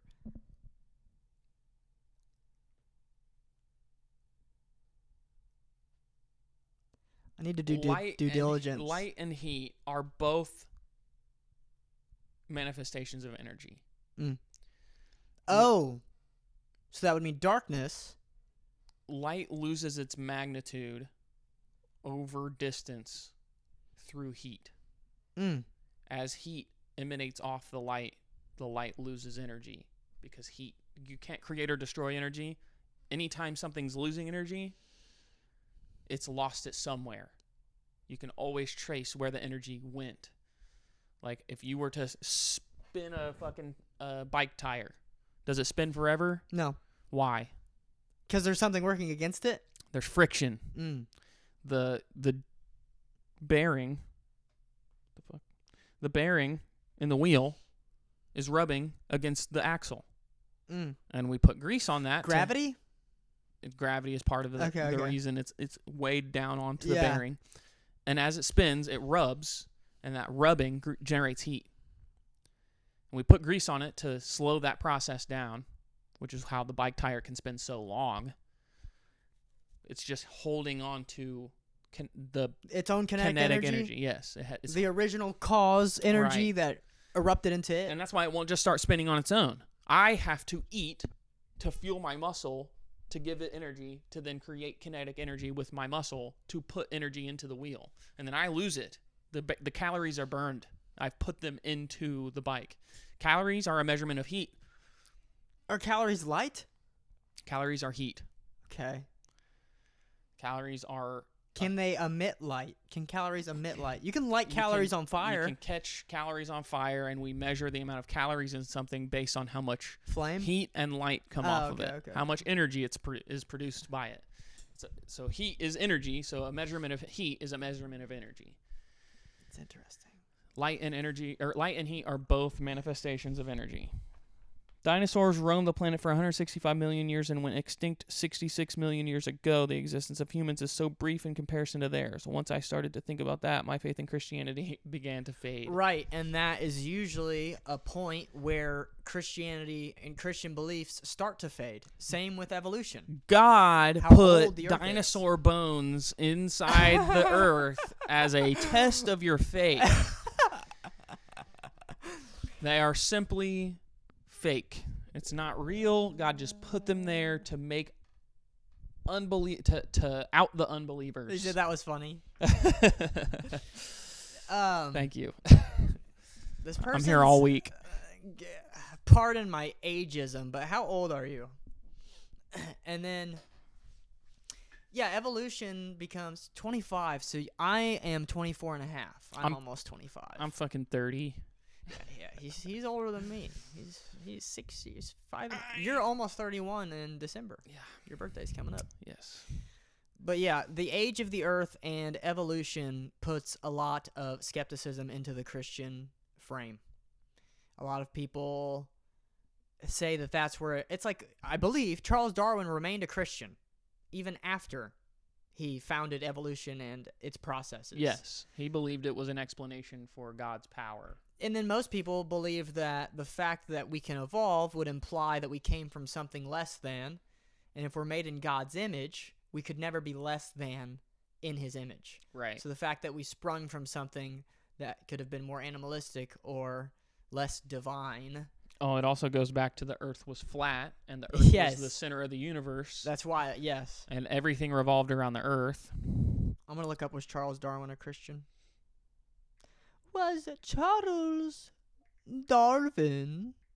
I actually was going to put the LOL. Christian. Was Charles Darwin Christian? Charles Darwin's religious beliefs changed over time, but he was not a traditional Christian. He was probably a Protestant. He was a deist. Is that the same thing? A belief in a creator, but without identifying with a specific religion. That's kind of like what I was talking like about. a deity. He believed that the universe had a first cause with an intelligent mind. Okay. An agnostic. Darwin was agnostic, meaning he was uncertain about the existence and nature of God. He believed that science and religion had different foundations and evidence. Lost faith in providence. After the death of his daughter, he lost his faith in providence, the idea that everything is divinely ordained. Like fate. That's interesting. He believed less in fate because something catastrophic happened. Mm-hmm. That's interesting. I can empathize, but I don't know if that would destroy my faith in that.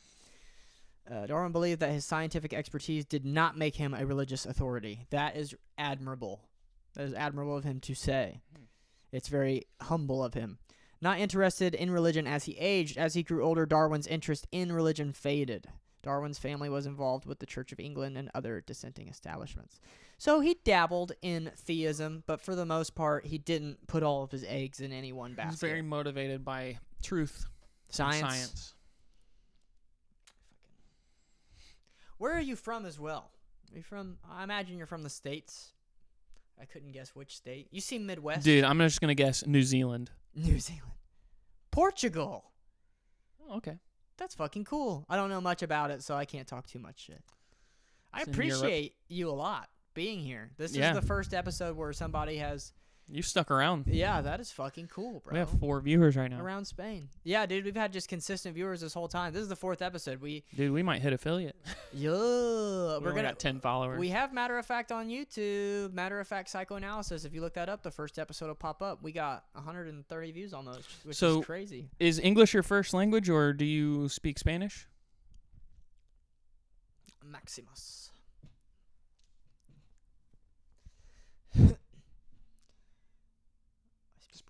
Portuguese is a language, and I guess I should have known that. I wouldn't. I'm not gonna lie. My geography is a bit embarrassing. It is. I am learning more. Borders Spain. Spain is almost an island. It's not an island, but it's almost. It's a big kind of a peninsula, and there's a small country next to it, like part of the peninsula that is Portugal, I believe. Well, you've made this episode incredibly interactive.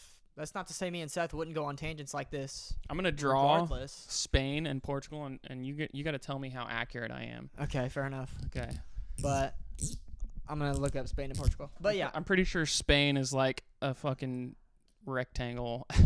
Spain and Portugal, but and then Portugal is like this fucking like strip of land off to the. All right, guys, here's what he's basing it off of. I hope you can see that well. I can't see it. Yeah, he can't see it. I'm making sure to hold it away from him. Let's see how well you guys can see it. Not that well. Don't look at the camera, bro. Don't look. Stop. I'm not. All right. I already drew it. This is what Seth. Oh, you already drew it. I'm already right. I'm either already right or I'm already wrong. What the fuck?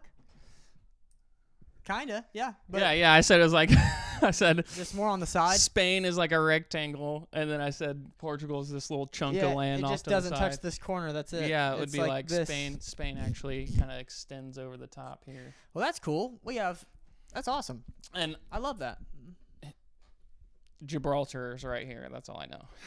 Okay.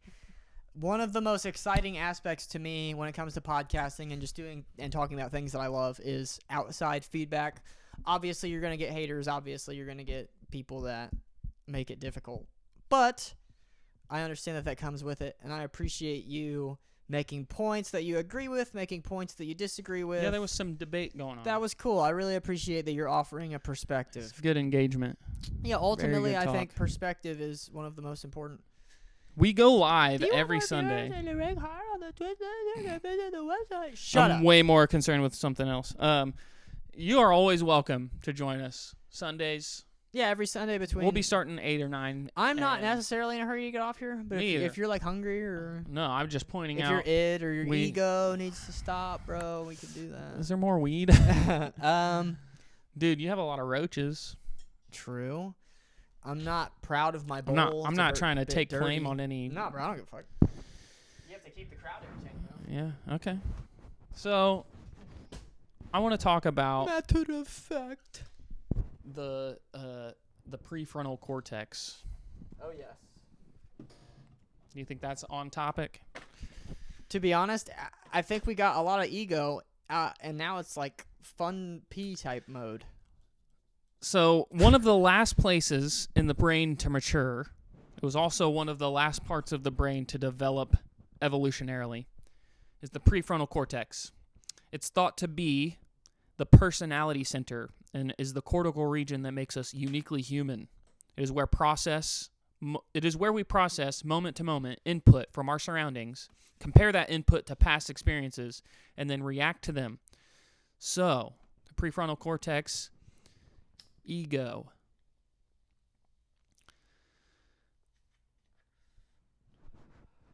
Dude, this is not hitting that great, but you can try it. So, the prefrontal cortex essentially is where the ego is housed. You hear that? Somewhat. Sorry, it's how the The prefrontal cortex is what. it's the center of the personality. It is what makes humans uniquely human. It's where our intellect comes from, is what he says. Our intellect, yes. And it is also the home of the ego.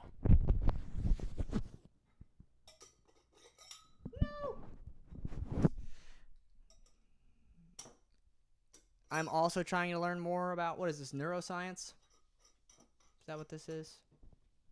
I would love to learn more about neuroscience. I would say neuroscience and psychology hold hands. We can understand the development of the ego through the development of the neurological centers of the brain. Like the fact that we start to develop our ego at age 2. Correct? I don't know. The prefrontal cortex is very small in other animals. If you look at this picture,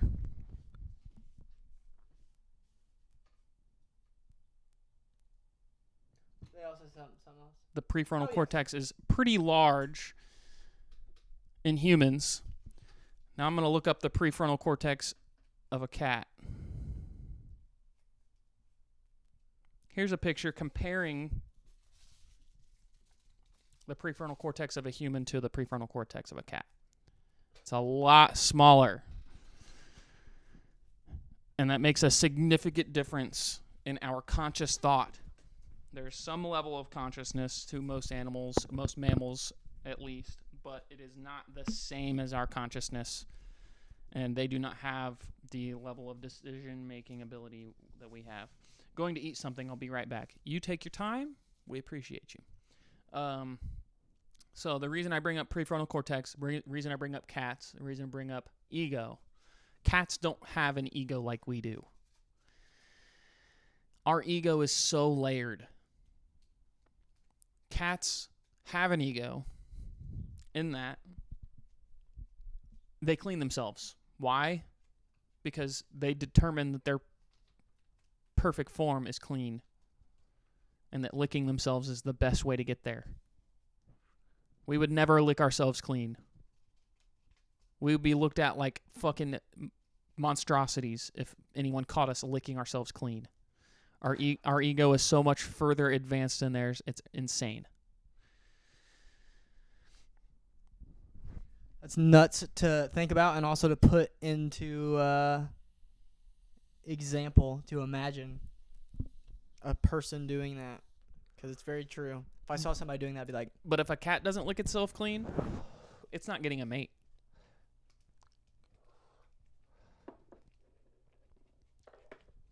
The most pristine version of a cat's form in a cat's mind is licked clean. You know what I'm saying? Yeah.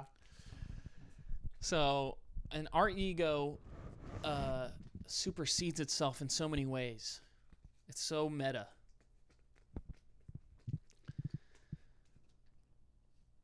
We feel ashamed of our ego, which is our ego.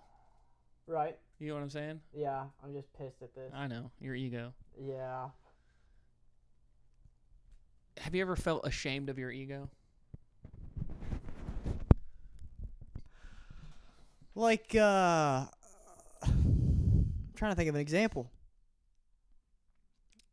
Like, Ashamed that I thought Like, is that I was is that the good. word egotistical an insult or a compliment?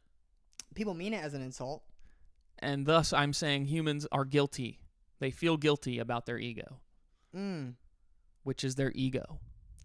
Oh yes, their ego is telling their ego it's doing too much, or And that's why we have to have such a big agree. That is the shadow that when are afraid.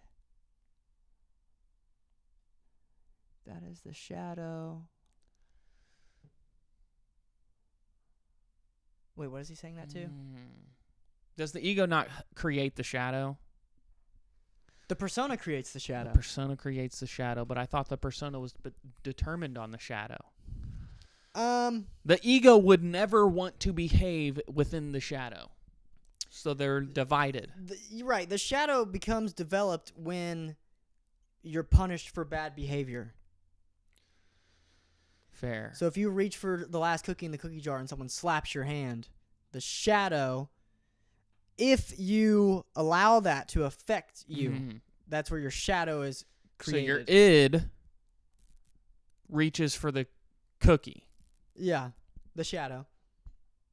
But it's not a shadow yet, actually. The id reaches for the cookie. It's just a part of your ego. You're a kid. You don't even know if it's bad. And then you grab the last one, they slap your hand. It's just Yeah. you're hungry. Yeah, you're just reaching for Your it. ego is then created from the punishment as well. The Carl Jung shadow. Yeah. Your ego, in that moment, when you grab the cookie, the ego in that moment is not there. They slap your hand. The ego says, "Oh, it's bad." And the shadow says, "Oh, I'm bad." The ego separates itself from being bad. It looks at the bad. The shadow is the bad. The ego is what? The judgment? Yeah, the ego The thing is judging higher that than as the bad. good or bad? The ego is what doesn't deserve to be punished. So it's like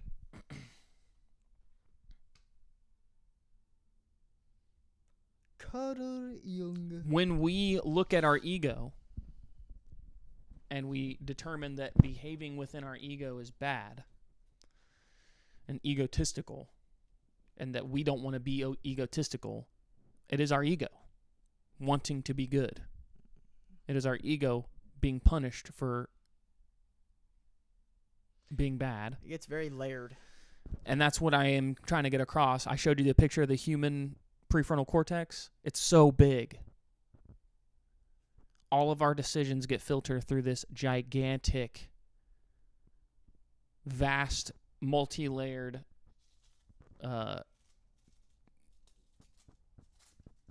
neurological system. So our id is hidden behind such a large ego, an ego that even can threaten itself. What do you think about the ego in terms of evolution in that context? Do you think the ego is trying to like rid itself of itself? I relate to that being true, because when I think of myself and when I think about, try to remember a scenario where you felt deeply ashamed. That is your shadow. The shadow is the repression of those feelings, and by repressing it, the shadow can become violent. I believe this is what Carl Jung meant in his works. The way me and David have discussed shadow and the way we've understood it, it is everything that you could do that you hide from yourself because you don't want to, your ego especially, does not want to be viewed as something that could even do it, even though you could. A great example, and we're talking about some really evil things here. We should embrace our shadow. Should you embrace the part of your shadow that could murder your friends?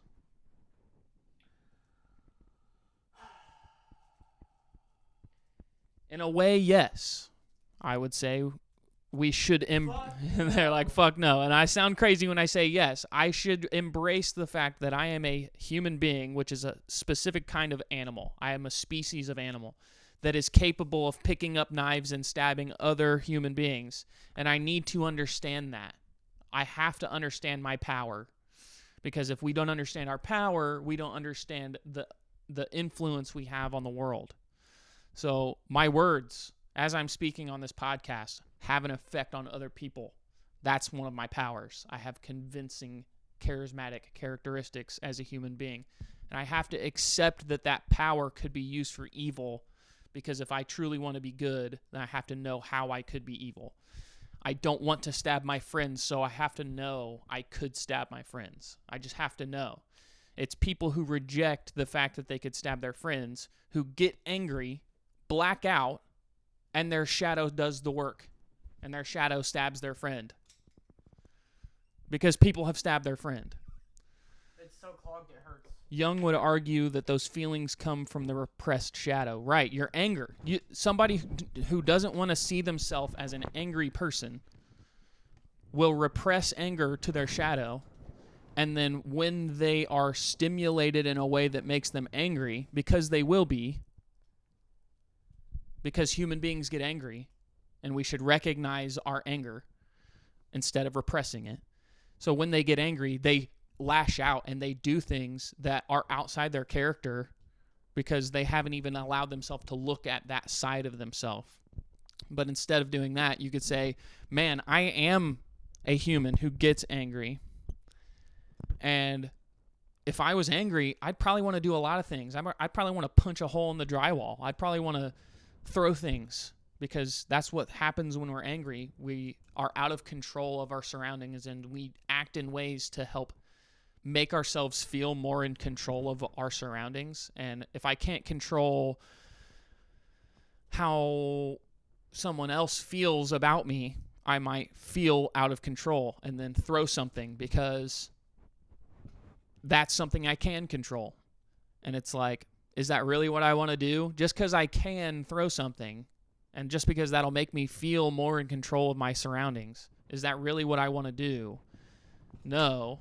So I should accept that I can get angry, I could throw things, and I should step past that now and be like, okay, I know I have control over what I have control over, and it's looking at what you have control over and then acting inside of that. We cannot control a lot of things, but we can control other things. And we have to pick the things that we can control and act on the things that we know will get us the best outcome. So that's where accepting your shadow is good, even if it's accepting horrible things, like the fact that, for example, Adolf Hitler was a human being. Everything he did is something human beings are capable of. But is our anger always reasonable? Sometimes we need to be angry, but how do we separate the times when anger is justified from the times when we're being unreasonably angry? The point is that we will be angry. We can't separate ourselves from anger.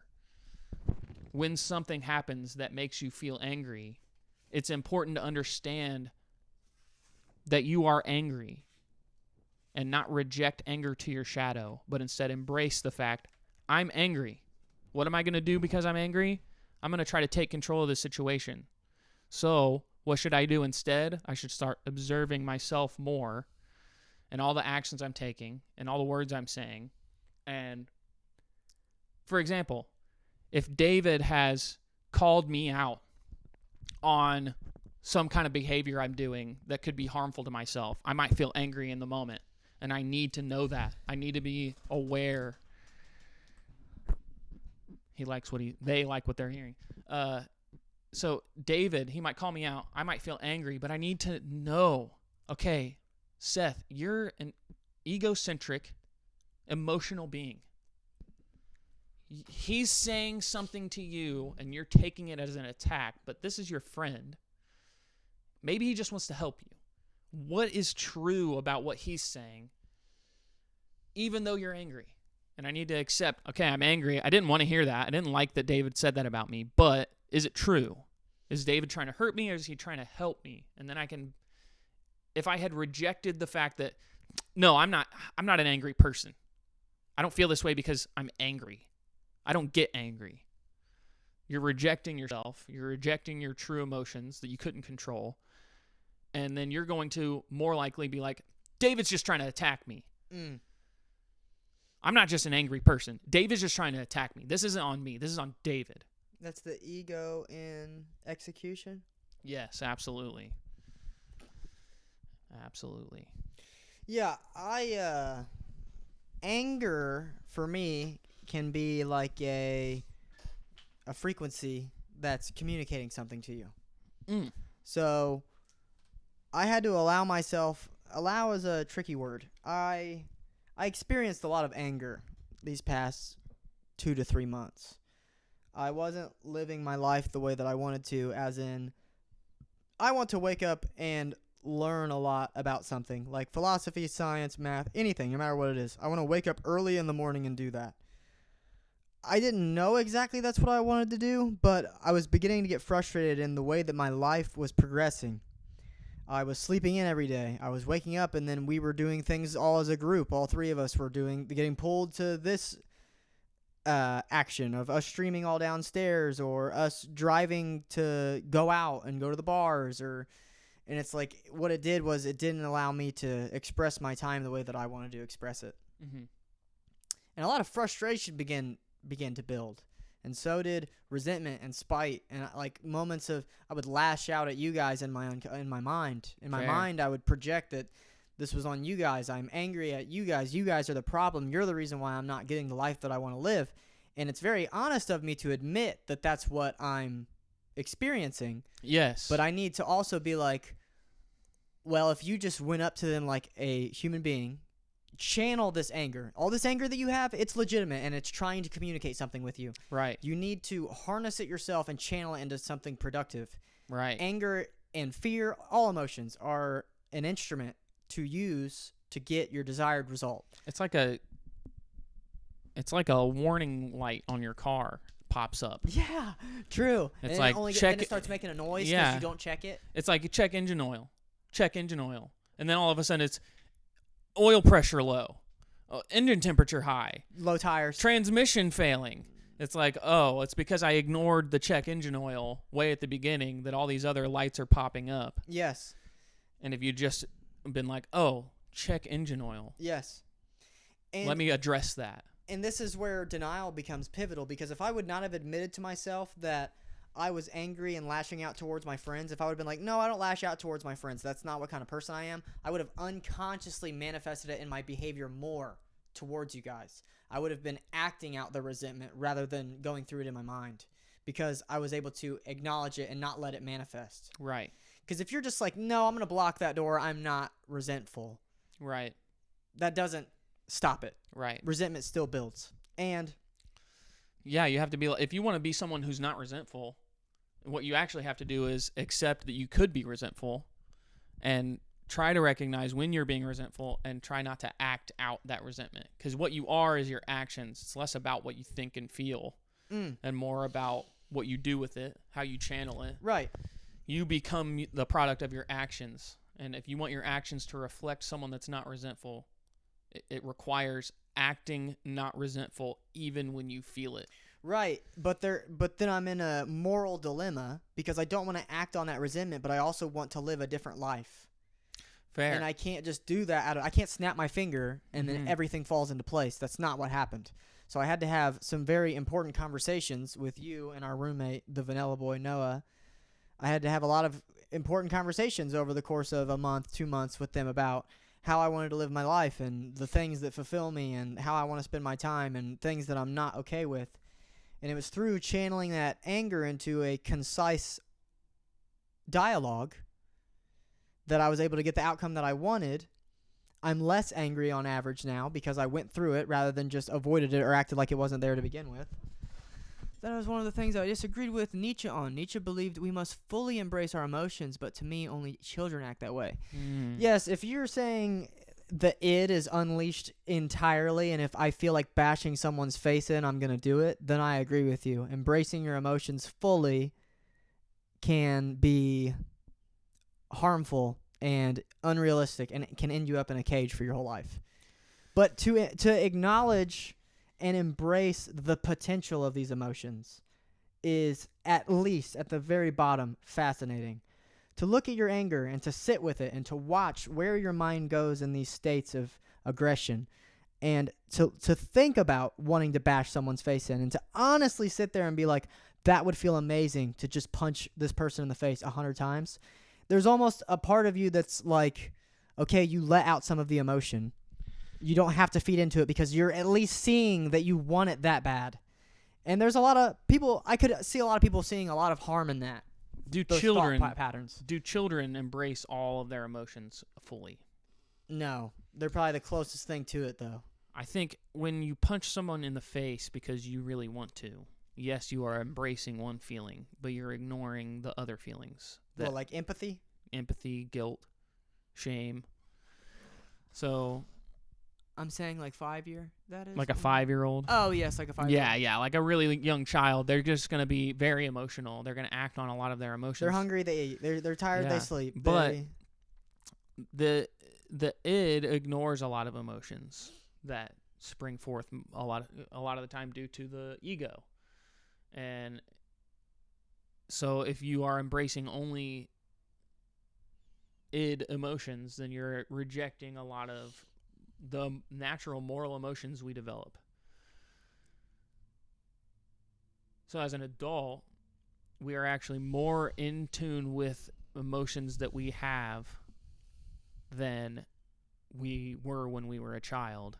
And it's by embracing more of those emotions that as a child we can't even understand, like guilt and shame, that we will not punch the person in the face, but in fact maybe try communicating or confronting the concept or idea that's being challenged as a whole. Right. And make a connection more with that person's mind than the physical. And that the overall, we should embrace all emotions more fully to act less like a child. Because a child is only embracing very immediate emotions and not long-term emotions. The emotions I want to fully embrace are joy, gratefulness, and excitement. Excitement comes with a lot of anxiety. I have to disagree with that statement, although it seems great. When my mom dies, I'm going to embrace sorrow. My mom deserves for me to be sorrowful that she is dead. That seems like the funeral thing we were talking about. I deserve to be sorrowful about my mother dying. So I love that I'm going to get to feel that.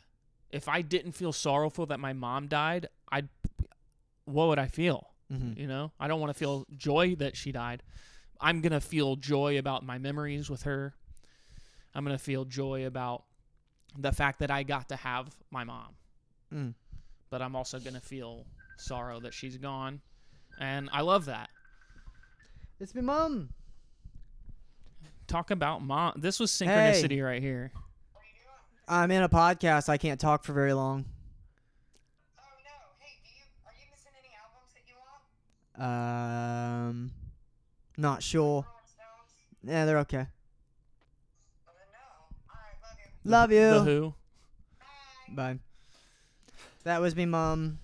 Talking about moms, and And then David's my mom calls me. Synchronicity. Yeah. Synchronicity. The Rolling Stones. seen Is it that right symbolic here. in any way? The Rolling Stones. Rolling Stones. Under my thumb. Paint it black. She's under On my my thumb. thumb. No, I mean, I think if you died and sadness struck through me naturally, which it would, it's a display of the amount of joy that I had from you being alive. Fair. Just like the whole meaningful and nihilism argument that I had Yeah. earlier, it's the same You thing. could only be so sad because you lost something so great. Joy is only possible in relation to sorrow. And a child would really want to reject the sadness and make it go away and Because find it's some painful. They would try to find some distraction that makes them feel joy to ignore that sadness because they can't accept it because it's such a threat because it hurts. They never go through it. So I think becoming an adult a lot of times is understanding how the negative emotions are important and how to accept them. Like if you're angry, but it's not really reasonable, you just have to accept that, okay, something happened I didn't like, but it's not up to me, and I can't do anything to change it, and I just have to be angry. And what that anger again means the same thing. It means whatever it is you wanted to happen was really great, and that the more angry you can be and just accept it and be patient with it, the more joy you can feel, the more accomplishment you can feel when the thing you wanted does happen. I believe a lot in dualism. I believe There's grief that lasts a lifetime, and it's supposed to hurt because it means you loved the person. Yes, I agree. How filled your desire is equal to the amount of lack that you feel or experience. So if you want to feel, what'd you say, joy, grateful, and excited, there is grief that lasts a lifetime, and it's supposed to hurt because it means you love the person. I agree with that. The only emotions I want to fully embrace are joy, gratefulness, and excitement. The only way that you can fully embrace those is if you also fully embrace sorrow. What's the opposite of gratefulness? Despair? What would it be? Blame. Blame. And I would say the opposite of excitement might be fear. Yeah. So you would have to fully go through what those mean to understand and fully embrace, at least. You said fully embrace. Yeah. Joy, gratefulness, and excitement. It's like I go through periods of doubt in my coal mines. My writing daily, meditating daily, researching daily. There's a lot of doubt that goes through me on any given moment where I think, maybe I'm just completely delusional. Maybe none of this is going to amount to anything that I want it to amount to. Maybe I'm not climbing the mountain I think I'm climbing. Maybe I'm in denial and I have no clue what I'm doing. Like, moments like those really stir me up. But it forces me, or it puts me in a position to either change course or grow in hope and faith. So the only way that you can get through a period of doubt is to either change, which I've done that before. When I go through a period of doubt, I just change completely something. Much like my hair. Whenever I didn't have hair, I was in a lot of doubt in my life. So I decided to change something. And what I changed was I got fake hair. And then when I go through doubt with my writing and with my making music and meditating and everything, there is a large side of me that is faith-driven, that is light at the end of the tunnel driven. And it doesn't just have to be in a religious context. It can be in a results. Like, I'm going to be a millionaire before I die. That's one of the things that I experience doubt about, because it's like, okay, I'm not a millionaire now. I'm not even close. But I'm so convinced that this writing, this music, this meditation, this constant research, it's going to pay off, and that's where I'm going to hit the jackpot, and I'm going to get the $1 million. And I keep spinning the fucking slot to see if I can get the 777. But I have to hold on when I go through periods of doubt. And it's very painful and it's very difficult. And there are a lot of times where I want to give up and stop going, and it's pointless, and I should just change my entire course, and what I've built myself on is not working. I go through periods like that. But it makes me fully embrace things like faith, hope, and excitement for life by going through the negative and the worst aspects of life. That's how it makes most sense to me, at least. Yeah, I mean, one of the biggest motivations to reach for more, at least for me, is the fact that I have had so little. And so how much less appreciative of more would I be if I had never had so little? Like you were born into? Right. If I just always had everything. I mean, imagine you're born with everything, literally everything. It's harder to gauge its value. Yeah. It's more difficult to pinpoint. What if you were never have. thirsty or hungry? True. What if you never felt pain? Yeah, we could. If we got rid of all the fundamentals, all this wouldn't even matter. If I never had to go through doubt, if I never had to, you'd feel nothing. Be broke. They said something. I feel like my reasoning goes away if I fully embrace emotions like fear. It's important to clarify that I'm not running away from fear itself, but from the emotion of fear overwhelming. Well, I understand that, and in the heat of the moment, that can be tough. If you're forced into a tough, tricky spot, and you're stuck in between a rock and a hard place, and you need to make a decision. Yes, it's probably better to stay rational. Yes, right. I understand that. I mainly mean, and this is hard to do, but in the confines of your own home, in solitude. I would mainly say being alone can be very important for discovering your own fears and angers and just frustrations with life and yourself and humanity. When you're alone, you are able to look at, you're not in your persona. You're not in There's no threats. So you create the threats yourself, and don't worry, your mind will eventually. Mm-hmm. And you'll begin to think about things that annoy you, things that intimidate you, things that are... Emotions will begin to build in you as you spend more time alone. And that's not always healthy. Being around people is healthy, but I think periods of solitude can be healthy and can vitalize you. Is that the right word? Revitalize you. But yeah, you will discover a lot of fear and anger, and it won't be so much the pressure of the moment. It'll be more so just your state of mind. I want to use an example, like a scenario. So if you're running from a bear... I'd pick the bear. And you're overwhelmed with fear. And then you cross paths, you and the bear, and you're running, you cross paths with your daughter. Let's say you have a daughter. Mm-hmm. And if you keep running, the bear might divert its attention to your daughter. So, despite your crippling fear of the bear, you would hope rationally, or reasonably, you would hope to react to save your daughter, maybe even if you could die to the bear because you saved your daughter. You would not want... Extreme situation. Mm-hmm.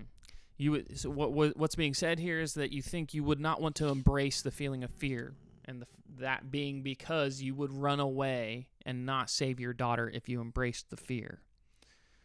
However, I could argue that if you were to embrace the fear, as in to tell yourself, okay, if I save my daughter, I'll probably die. I mean, that's what you're afraid of. You're going to die. And to just accept that you know you might die, and you go save your daughter anyway. That was what we would call courage. Mm-hmm. It is despite fear, you act in a way that may help others, especially the people you love. You cannot be courageous without the fear being there. So to be courageous, you have embraced fear fully. You have accepted death. You have accepted the ultimate threat, and you have decided to help someone else in spite of that, which is something most animals won't do. It is almost irrational, but it is the ultimate rationality. In that example, I don't think I would need reason itself. Pure instinct would make me do what you're describing. Fair. The fear of your daughter dying. The fear of your daughter dying. Would supersede the fear of dying yourself. True. So it's a different level of fear. That's interesting. A lot of it is emotion. Yeah. You'd save your daughter out of emotion. Reason is not even important in that moment. Right. I think fear is as important, or I think embracing fear is as important as you're willing to admit that it's there. Yeah. I think admitting in yourself when you're anxious, admitting in yourself, and even questioning, poking at the what is it, the bear, or the wallpaper, like scratching at the wallpaper. Scratching the hole behind the wallpaper Mm-hmm. is like asking yourself why you're scared. Literally sitting there and thinking, like, why am I scared? I'm trying to think of a good example of something that I've been... Dude, I'll give you a good example. This is authentic and a good example. When me and Noah used to work at Olive Garden, all three of us did. Me, Seth, and Noah worked at Olive Garden. But Noah loves to go into his place that he works just to drop by and say hi. Right. And I remember Noah being like, oh, we should just go in there and say hi to everybody and, like, say the things that we're up to, blah, blah, blah. And there was a large side of me that was nervous of looking like a fool. I was like, oh, we're just going to walk into this place and talk and leave? We look like idiots. Like, that was, like, my conclusion. I was like, we're going to show up, become the center of attention for everybody to look at us, which is exactly what happened. And then us just talk about ourselves and what we're – it seemed egotistical to tie it back in. It seemed pointless, and it seemed ultimately selfish. And if that was ridiculous at all, and, looking back on it, I do think some of that's ridiculous. If I want to go into somewhere where I know everybody, I should be able to just do that and it'd be easy. So it's not even like I agree with it. But I was honest with myself, and I was like, I don't want to do this. In my head, I was like, I don't want to go in here. I'd rather not go in here. My life would feel way more comfortable and better if I didn't have to go in here. But I did it regardless, and I embraced a level of anxious energy into my being when I went in there. And maybe that messed with my performance. But what it did do for sure is it forced bravery from me. It forced me to open up the side of myself that was scared and to step into it despite and do it regardless. Instead of lying to myself and saying, no, I'm not scared. No, this is nothing. This is no big deal. Or I could have been like, well, I'm not doing that. I'm not going to where we work. It's almost I'm not like, doing that. it's like reverse. It's like, okay, if you are not accepting your fear, what you're doing is saying, I'm not scared. Yeah. It's not just, I'm scared. This is a legitimate threat. I'm not being irrational. But what is the legitimate threat in that scenario? Right, there is none, but I'm still scared. So if you're embracing the fear, what you're doing is saying, you know what? This is just fear. It's not rational. This is fear. That's what I did with shaving my head. And then it's like, okay, if I act rationally, if I embrace that it is fear, if I embrace I am an emotional being, I'm behaving through a specific emotion, fear, I can change my behavior and say, okay, I am afraid, but I'm doing it anyway because rationally it's not dangerous. Right, and I understand that I'm being gripped by something that's trying to intimidate me. I think I'm very biased toward Nietzsche, and I would defend his quotes. I mean, literally what I'm saying is agreeing with that. Yeah, I know. I'm saying all the emotion, all the emotion of fear I'm taking in, and I'm like, okay. And I'll even go over irrational things that I'm scared of. It's like, I don't want to go in here on my day off all dressed up because maybe they'll make fun of me and maybe I won't be able to stand up for myself and I'll look like an idiot and then I will never want to go back. Just like ridiculous shit. And I was honest with myself that I was being ridiculous and irrational. And ultimately, that's where the bravery drive overtook the fear drive. I used to tell myself, I don't care what people think. And I think that worked for me in a lot of ways. But I think that was me not embracing the fact that I did care. You hear something fascinating? A point I made to my mom. Oh, sorry. Right after this. Now I say, even though I do care what they think, I'm more interested in doing what I want to do or what I know is right. So I'm letting go of what they think of me. I'm accepting that I don't like what they think of me, but that's okay. Or that I may not like what they would think of me if I did this, but that's okay. I'm being okay with not liking the outcome of something. I'm being okay with the negative emotions I get from outcomes not being what I want. Fair, and you're kind of like doubling down on what I was going to say. When I was a kid, my mom would get on to me about hygiene. She'd be like, well, you need to take a shower like every day. Clipping your nails. This. I was like, brushing your teeth. You know what I did? I was like, I thought you said I shouldn't care what people think. That's what I said. Damn. And it didn't make any sense to me. And you know what? You were right. Yeah. You were right, because it's not about not caring what people think. It's about accepting that you don't like what some people will think. Right. And that you just have to be okay with not liking it. There's some people fucking hate me, and I don't like that. But what am I gonna do? Mm-hmm.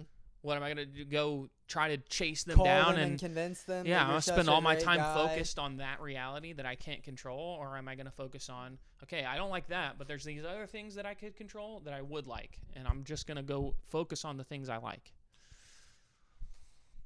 Oh shit! You have to be careful with that. For example, when you are feeling anxious and then ask yourself, why am I anxious? It can lead to becoming even more anxious. It's like a cascade of negative emotions. I have been there. Now, I agree with you. One thing I did to solve this is to see emotions as passing clouds that are temporary. Above them, there is always a blue sky. Additionally, I focus on noting the clouds of emotions without judgment, but this is more a personal thing I invented. So the only thing I could say, I agree, but I would label it. I would give it a label. I would give you. There's an anecdote in my. opinion. There's this cloud. This is the anger cloud. Yes, I agree. I meditate, so I believe I'm seeing the symbology that you're saying. They're just periods of time that are passing through you, and I respect that. But I think honesty and awareness are very crucial, and it's difficult to remain completely honest because you're right. You can be like, why am I anxious? And then start freaking out and get in your head about things that aren't real. Yes, you're right. But there's a level of honesty, which I had to confront in myself when I shaved my head, where it was like, yes, I'm going to hate this. Yes, this is ridiculous. Yes, every single person could make fun of me, and everywhere I go, I could be a laughingstock. But at the same time, that is coming from a biased place in myself. That is coming from a hyperactive place in myself that is not coming from anything real. That's not so easy to just detach yourself from. So I empathize with what you're saying. And I agree with a lot of what you're saying. But I love writing, and I love to ask, what is making me anxious? And I will follow that pathway wherever it leads me. And even if it isn't into a point where I become more anxious, I believe that I have the tools and the awareness to chisel my way out of it, even if it takes some time. Do you agree with that? Yeah. So I'm not even necessarily disagreeing with what you're saying, other than where you think it's inquiry should stop. I like that you're saying you focus on noting the clouds of emotion without judgment. So if we're looking at it like clouds that are temporary, we also have to understand that those clouds will return. Even though they're here temporarily and they'll go away temporarily, they will also, in time, return. Like, there are aspects of life that are painful, and even thinking about how unfair it is can be painful.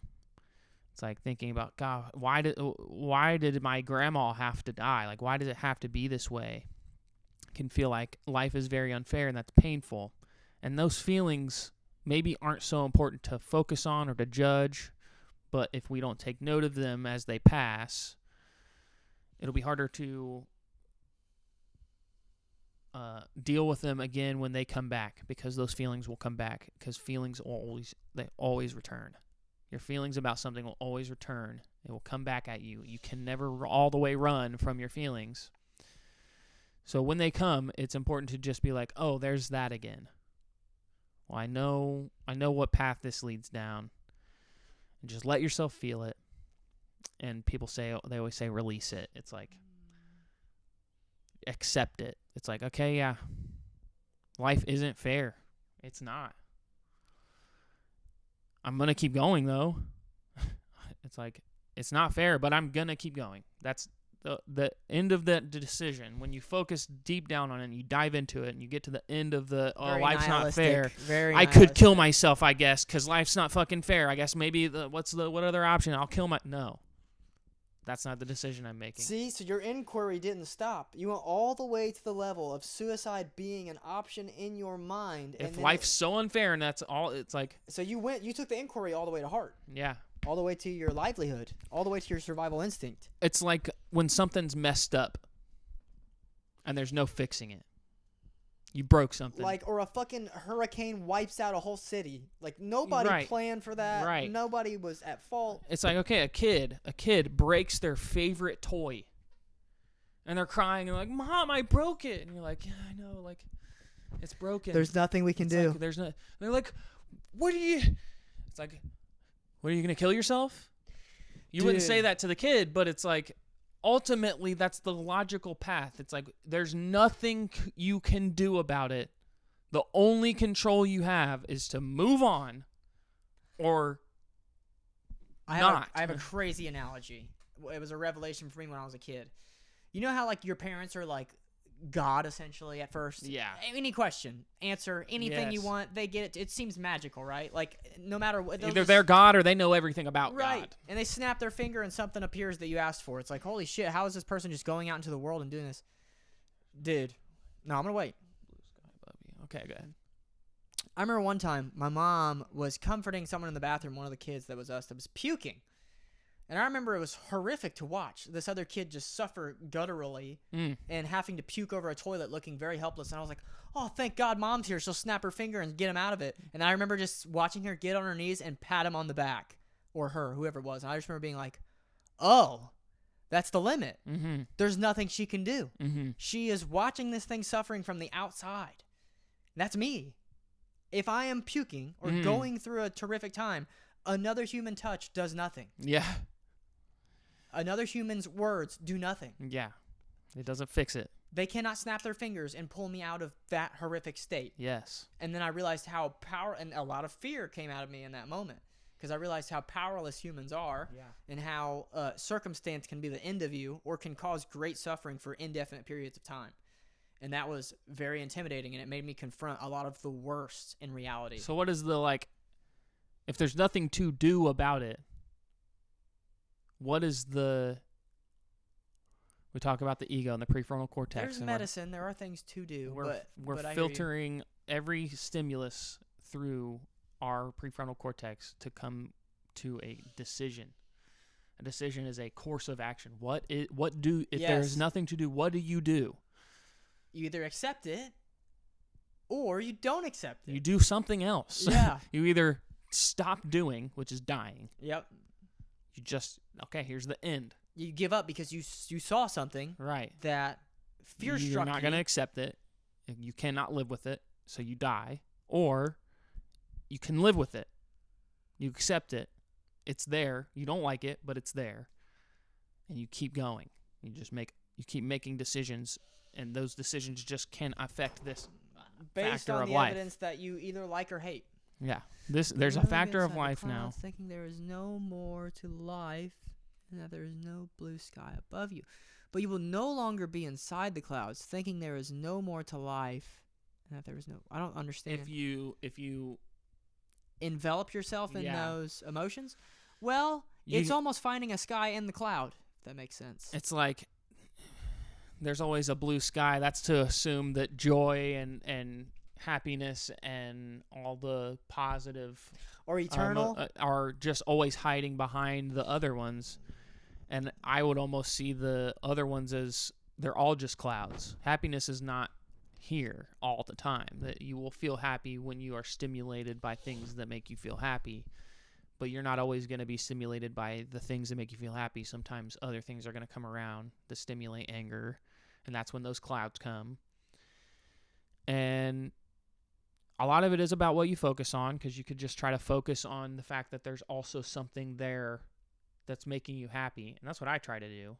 I mean, half the time when the anger cloud is there, there's also a happy cloud there. There's a bunch of clouds in the sky all the fucking time. Very multi-layered. I'm feeling all kinds of things all the time. And I can definitely just look at the anger cloud and be like, nothing to do about that. Okay, happy cloud. Right. Would you believe that sometimes anger can be exactly what you need? Sometimes you should look at the anger cloud and be like, okay, what could I do about that? Every time you look at that cloud, you got to be like, okay, what could I do about that? And half the time it's like, nothing. The other half the time it's like, well, I could do this. Some people go to the gym when they're angry. Yeah. He said something. No, I believe happiness is also a cloud, but blue sky is considered to be our mind. Oh, the sky is just the mind containing all the clouds. I agree with that. Oh, so are you... Fair enough. Yeah. And it's like, I really want to populate my sky with happy clouds, and I think that that's like... What everybody wants? Yeah, I mean, but it's just a matter of... The best thing you can do... matter of fact... The best thing you can do for that is to put yourself in an environment that stimulates happiness more often. So it's like a lot of people are stuck in their bedroom because they're hiding, because they're afraid. And it's like, okay, now there's less fear clouds in the sky. But if you're always in your bedroom, your bedroom's not necessarily going to stimulate happiness clouds either. So you're never going to be happy. You're just going to be sitting in a blue sky of emptiness. A blue sky devoid of any clouds, emptiness. Honestly, I see a way more beauty in the sky when there's a lot of clouds and sunlight and empty sky together. A plain blue sky is kind of boring. Peace boring? I mean, it would be ultimately peaceful, yes, and I think that would be kind of boring.